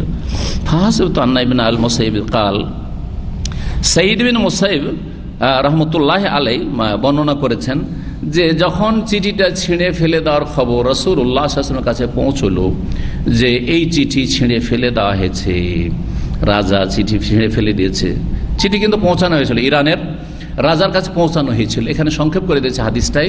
এখান থেকে, এই বাহরাইন থেকে, বর্তমান বাহরাইন যে এলাকা আছে, এখান থেকে আল-হাসা অথবা কাতিফ যখন ছিল, সেখান থেকে কিন্তু এখানকার যে রাষ্ট্রপ্রধান বা সে গভর্নর পৌঁছিয়েছিল একেবারে ইরানের রাজধানীতে বা পারস্যের রাজধানীতে। সেখানে যখন চিঠিটা পৌঁছিল দরবারে, তখন চিঠিটাকে সাথে সাথে ছিঁড়ে ফেলে দিয়েছিল। দূত ছিল, দূতের অবমাননা করেছিল, অপদস্থ করেছিল। নবী করিম সাল্লাল্লাহু আলাইহি ওয়াসাল্লামের কাছে যখন এই সংবাদ পৌঁছিল, তখন নবী সাল্লাল্লাহু আলাইহি ওয়াসাল্লাম বললেন, মাজ্জাকাল্লাহু মুলকাহু, আল্লাহ যেন তার দেশকে, রাজত্বকে ছিন্ন ভিন্ন করে দেন, টুকরো টুকরো করে দেন। অন্য রিওয়ায়াত হচ্ছে আল্লাহ মসজিদ কুল্লা মুমাজ্জাক বা আল্লাহ মসজিদ কুল্লা মুমাজ্জাক, বিভিন্ন ভাষা দিয়ে এসেছে রিওয়ায়াতগুলি। তো ওই লোক যখন পড়লো রাজা, তারপরে কি করেছিল, ছিঁড়ে ফেলেছিল। ফাদা আলাইহিম রাসূলুল্লাহ সাল্লাল্লাহু আলাইহি ওয়াসাল্লাম ওদেরকে বদদুয়া দিয়েছিলেন কি, আইয়ুমাজ্জাকু কুল্লা মুমাজ্জাক, আল্লাহ তাদেরকে পুরোপুরি ছিন্ন ভিন্ন করে দিও, টুকরো টুকরো করে দিও। পারস্য সাম্রাজ্যকে তুমি টুকরো টুকরো ছিন্ন ভিন্ন করে দিও। ব্যাস একটি দোয়া। দেখেন আমরা ঘন্টার পর ঘন্টা দোয়া করছি, কিন্তু দোয়া কবুল হচ্ছে না, তাই না? অনেক সময় বুঝতে পারেন না দোয়াই কেন কবুল হয় না। আর রাসূলুল্লাহ সাল্লাল্লাহু আলাইহি ওয়াসাল্লাম 2-3টা শব্দ দিয়ে দোয়া করেছেন কি, হ্যাঁ, আল্লাহুম্মা মাজ্জিকহু কুল্লা মুমাজ্জাক বা মাজ্জাকাল্লাহু মুলকাহু, বাস, জি, দোয়া করছেন, ছোট ছোট দোয়া। মুসা আলাইহিস সালাম 7 দিন অনাহারে ফেরাউনের কবল থেকে যুবক মানুষ জান বাঁচিয়ে পালিয়েছেন, মাদিয়ানে নামলেন। নামার পরে ওখানে গিয়ে ক্ষুধাও লেগেছে, উপকার করে দিলেন, কিন্তু ভিক্ষা চাইলেন না যে ক্ষুধা লেগেছে কিছু খাবার দাবার বাড়ি থেকে পাঠিয়ে দিও, মেয়েগুলোকে বললেন না। ফালাম্মা তাওয়াল্লা ইলা জিল্লে, ছায়াতে ক্লান্ত অবস্থায় অনাহারে 7 দিনের না খেয়ে আবার মেহনতের কাজ করা, বালতি দিয়ে পানি উঠানো, আর তারপরে ছায়াতে এসে গাছের বলছে রব্বে ইন্নী লিমা আনজালতা ইলাইয়া মিন খাইরিন ফাকির। একটি দোয়া, ছোট্ট, কত ছোট দোয়া, রব্বে ইন্নী লিমা আনজালতা ইলাইয়া মিন খাইরিন ফাকির, আল্লাহ আমার জন্য যে রুজি তুমি দুনিয়াতে নাজিল করেছো সেটার আজকে আমি মুখাপেক্ষী হয়েছি, দরকার পড়েছে আমার, আল্লাহ রুজি আমার কাছে নেই, দরকার পড়েছে, দাও, লাগবে। আল্লাহ অনাহারে আছে, কিছুই বলেননি, কিন্তু রব্বে ইন্নী লিমা আনজালতা ইলাইয়া, সাথে সাথে মেয়ে দুটো যাচ্ছে বাবাকে, আর তারপরে এদের গুণাগুণ বর্ণনা করছে, যাও ছেলেটাকে ডেকে নিয়ে আসো। ছেলেকে নিয়ে যাচ্ছে, থাকার ব্যবস্থা হইলো, খাওয়ার ব্যবস্থা হইলো, যুবক মানুষ বিয়ের ব্যবস্থা হইলো, সব কিছুর ব্যবস্থা হয়ে গেল। লা তাখাফ নাজাউতা মিনাল কওমি যালিম, কোনো চিন্তা নেই, জালেম থেকে বেঁচে গেছো তুমি। আর এইখানে ওই জালেম ফেরাউনের হাত পৌঁছিবে না। লা তাখাফ নাজাউতা মিনাল কওমি যালিম। চিন্তা করেছেন আপনি কেন আমাদের দোয়া কবুল হচ্ছে না? এত জুলম অত্যাচার হচ্ছে চীনে, এত জুলম অত্যাচার হচ্ছে ভারতে, এত জুলম অত্যাচার হচ্ছে ফিলিস্তিনে, এত জুলম অত্যাচার সারা বিশ্বে মুসলিমদের ওপর হচ্ছে, কেন দোয়া কবুল হচ্ছে না? এত কুনুতে নাজেলা করছেন, এত কেন দোয়া কবুল হচ্ছে না? তাহলে আমাদের মধ্যে রোগ আছে, রোগ আমাদের মধ্যে, রোগ সারাইতে হবে, আকীদার রোগ সারাইতে হবে, শিরক মুক্ত হইতে হবে, বিদআত মুক্ত হইতে হবে, পাপ মুক্ত হইতে হবে, হালাল রিজিক খেতে হবে, হারামকে বর্জন করতে হবে। অবশ্যই দোয়া আল্লাহ শুনবেন, অবশ্যই শুনবেন। জি, আল্লাহ যেন আমাদেরকে সংশোধন করার তৌফিক দান করেন। রাসূলুল্লাহ বদদোয়া করেছিলেন, তারপরে কি হয়েছিল ঘটনাটা খুব মজার ঘটনা আছে। এমন বদদোয়া লাগলো যে এই রাজার নাম ছিল পারভেজ। অনেকে কিন্তু আমাদের দেশের লোকেরা পারভেজ রাখে, পাকিস্তান আর ইন্ডিয়াতে তো খুব বেশি এই নাম আছে, আর বাংলাদেশও কিছু লোক পারভেজ রাখে, আছে না? পারভেজ মুশাররফ, পারভেজ লাঞ্ছিত, মুশাররফ না, তাকে মুশাররফ বলা উচিত নয়। পারভেজ নামটা কিন্তু অগ্নিপূজা মজুসিদের নাম, মুসলিমদের রাখা উচিত নয়, মোটেই উচিত নয়, নাম বদলে দেওয়া উচিত। জি, তো এই পারভেজ ছিল, আর তার ছেলের নাম ছিল শেরওয়ান, শেরওয়ান তার নাম ছিল। ছেলে ছিল লুচ্চা, চরিত্রহীন। ছেলের বদচরিত্রে রাজা বাবা খুব অশান্তিতে ছিল, খুব অশান্তিতে ছিল। আর ছেলে এত বদ যে বাপ মরে না, কখন মরবে যে রাজত্ব পাবো, তো বাপকে হত্যা করেছিল। বাপকে যখন হত্যা করেছিল সেই সময় আহত অবস্থায় ছিল, আমাকে মারলি তুই এরকম করে, তো ঠিক আছে তোকেও মারার ব্যবস্থা করছি। মর অবস্থায় ওই সময় ওর বড় বড় রাজাদের তো ওষুধ পানির ব্যবস্থা থাকে, তো তার বিশাল ফার্মেসি, নিজের রাজার রাজদরবারের ফার্মেসি, সেই ফার্মেসিতে অনেক রকমের ওষুধ রাখা আছে। সেই ওষুধগুলির মধ্যে একটি বোতলে বিষ মিশিয়ে দিয়ে তার উপরে লেবেল লাগিয়ে দিল রাজা, বা লাগিয়ে দেওয়ার ব্যবস্থা করলো। তাতে লিখে দিল যে দাওয়াউন মুকাউয়িল লিল জিমা, এই এমন ওষুধ যেটা সহবাসে শক্তি যোগান দেবে, সহবাস করার এনার্জি, ক্ষমতা এতে পয়দা হবে, লিখে দিল, লেবেল লাগিয়ে দিল। ব্যাটা তো লুচ্চা, যখন ঢুকবে আমি তো মরেই যাবার, বাঁচবো না শেষ অবস্থায়, যখন ঢুকবে আর ঢক ঢক করে খাবে, সাথে সাথে ও মরবে, আমি মরলাম তো ওকে মেরে যাব। আর তারপরে ঠিকই বাপ মরে গেল, রাজা হইলো, ঢুকলো, দেখি বাপের কি ওষুধ পানি আছে, দেখছে লেখা আছে, আরে আমার তো দিনে কয়েকটা করে লাগে, শত লাইন ধরে আছে আমার, লুচ্চা দেখছে দাওয়াউন মুকাউয়িল লিল জিমা, কাজ হয়ে গেছে, সাথে সাথে সিংহাসনে বসার আগে ঢক ঢক করে পান করেছে। লুচ্চামি করবে সেই জন্য, সাথে সাথে শেষ, অশেষ, বাপও শেষ, বেটাও শেষ, বাপের হাতে বেটা খুন, বেটার হাতে বাপ খুন, দুইজনে শেষ। তারপরে বাঁচলো একজন মহিলা, ওর মেয়ে ছিল, আর ছেলে সন্তান নেই। তখন ওই রানী পারস্য দেশের রাজত্বে ক্ষমতায় বসলো। নবী করিম সাল্লাল্লাহু আলাইহি ওয়াসাল্লাম সংবাদ পেলেন যে ওই রাজাও মরেছে, রাজার ছেলেও মরেছে, এখন ওই রাজার মেয়ে এখন রানী হয়ে দেশ পরিচালনা করছে, দেশ শাসন করছে। নবী সাল্লাল্লাহু প্রসিদ্ধ হাদিসটি ওই ক্ষেত্রে বলা হয়েছে, প্রেক্ষাপট হাদিসটির, লা ইউফলিহা কওমুন ওয়াল্লাউ আমরাহুম ইমরা, ওই জাতি কখনো সফল হবে না, সাকসেস হবে না যারা নিজেদের নেতৃত্ব দিয়ে দেবে কাকে, নারীকে। জি, সুতরাং নেতৃত্ব স্বেচ্ছায় যদি না দেন, খুশি হয়ে না দেন, পেছনে পেছনে না ঘোরেন, তাহলে আপনি এর থেকে মুক্ত। আলহামদুলিল্লাহ, আলহামদুলিল্লাহ, এতটুকু থাকাই যথেষ্ট। এই নয় যে বিদ্রোহ ঘোষণা করতে হবে, এই নয় যে একবারে বয়ান দিতে হবে লম্বা লম্বা, এই নয় যে আন্দোলন করতে হবে আর বিপ্লব ঘটাতে হবে, না, এসব কিছু না, এসব ফিতনাবাজদের কাজ। আপনার কাজ হচ্ছে আপনি অন্তর থেকে প্রতিবাদ করেন, ঘৃণা করেন সর্বনিম্ন, এবং কথার দ্বারা প্রকাশ করে দেন যে বৃহৎ নেতৃত্বে নারীদের আসা জায়েজ নয়। আপনি এই নয় যে এই নারীর চাইতে এই নারী ভালো আছে, কিছু লোকের আছে, ইসলামী সেন্টার আছে, এ ভালো না কিন্তু এ ভালো। আরে ভাই, নারী তো নারী, কেন একটার প্রশংসা আর একটার কুৎসা কেন? এই চরিত্র কেন আপনার? এখন আপনি ইসলাম শিখেননি, তাহলে এখন ইসলাম শিখাতে আপনার ত্রুটি আছে, সংশোধন করুন। জি, কিছু ইসলামপন্থী আছে, ওরা দেখলো এই নারীর সাথে পোষাইল না, একসময় পোষিয়েছিল, একসময় পোষায়নি, এর সাথে যখন হটাইতে হয়েছিল তখন পোষিয়েছিল একসময় ওই নারীর সাথে, যখন এর সাথে পোষালো আর এক নারীর পিছন ধরলো।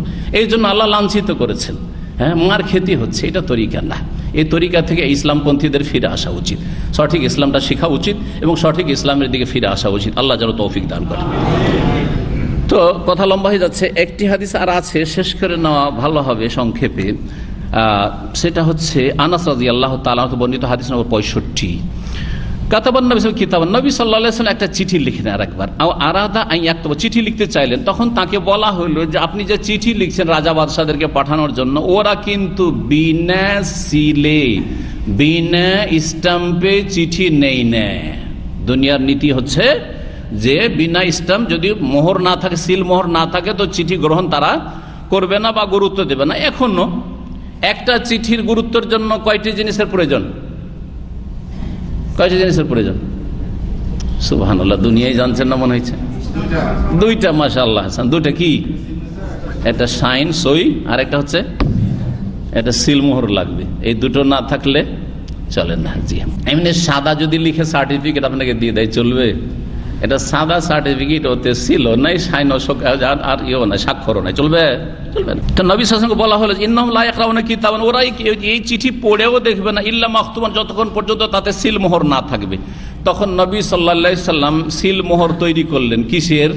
আংটিতে সিল মোহর। ফাত্তাখাযা খাতামিন ফিদ্দাতিন, একটি চাঁদির বা রূপার আংটি গ্রহণ করলেন, যাতে নকশা করা ছিল, নকশু মুহাম্মাদুর রাসূল আল্লাহ, 3 লাইনে 3টা অক্ষর লেখা ছিল, 3টা শব্দ লেখা ছিল, মোহাম্মদ রসুল আল্লাহ। মিলিয়ে পড়েন তো, মোহাম্মদুন রসুল্লাহ, মোহাম্মদ আল্লাহ রসুল।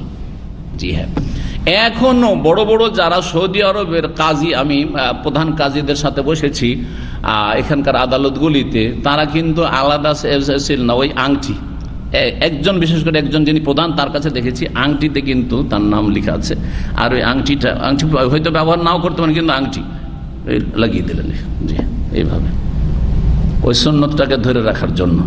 আর এমনিও ইসলাম রাখা যেতে পারে, কোনো অসুবিধা নেই। নবী সাল্লাল্লাহু আলাইহি ওয়াসাল্লামের এইরকম নকশা করা ছিল। তা পুরুষদের জন্য একটি চাঁদের আংটি জায়েজ, প্রয়োজন থাক আর নাই থাক, সিলমোহর থাক আর নাই থাক, এমনি থাক, হ্যাঁ, তাতে পাথর লাগানো থাক জায়েজ, কিন্তু স্বর্ণের আংটি পুরুষের জন্য হারাম। আমার দেশের মূর্খ লোকেরা কি বলে, বাইরে গিয়ে কোথায় যদি মরে যায় তো তার জানাজা কাফনের ব্যবস্থা কি করে হবে, সেই জন্য একটা স্বর্ণের নাকি আংটি চলবে। এটা মূর্খদের ফতোয়া। রাওয়াহু মুসলিমুন, কোন জাহেল মুসলিমে বর্ণনা করেছে, কোন জাহেল মূর্খ মুসলিমে বর্ণনা করেছে এই ফতোয়া। আল্লাহ যেন হেফাজত করেন। জাযাকুমুল্লাহ খাইরান। এই হাদিসগুলি থেকে কি বোঝা গেল যে নবী সাল্লাল্লাহু আলাইহি ওয়াসাল্লাম যখন চিঠি পাঠাইতেন, আর চিঠিতে ইসলামের দাওয়াত ছিল, তাহলে কেউ যদি হাদিস লিখে পাঠায় আর সেটা যদি অনুমতি দেয় যে এটা আমার পক্ষ থেকে বর্ণনা করতে পারো, তাহলে কোনো অসুবিধা নেই। এ হচ্ছে দলিল। বারাকাল্লাহু ফিকুম। এখানে আমাদের আলোচনা শেষ করছি। জাযাকুমুল্লাহ খাইর। সুবহান রাব্বিকা রাব্বিল ইজ্জাতি আম্মা ইয়াসিফুন ওয়া সালামু আলাল মুরসালিন। আলহামদুলিল্লাহি রাব্বিল আলামিন।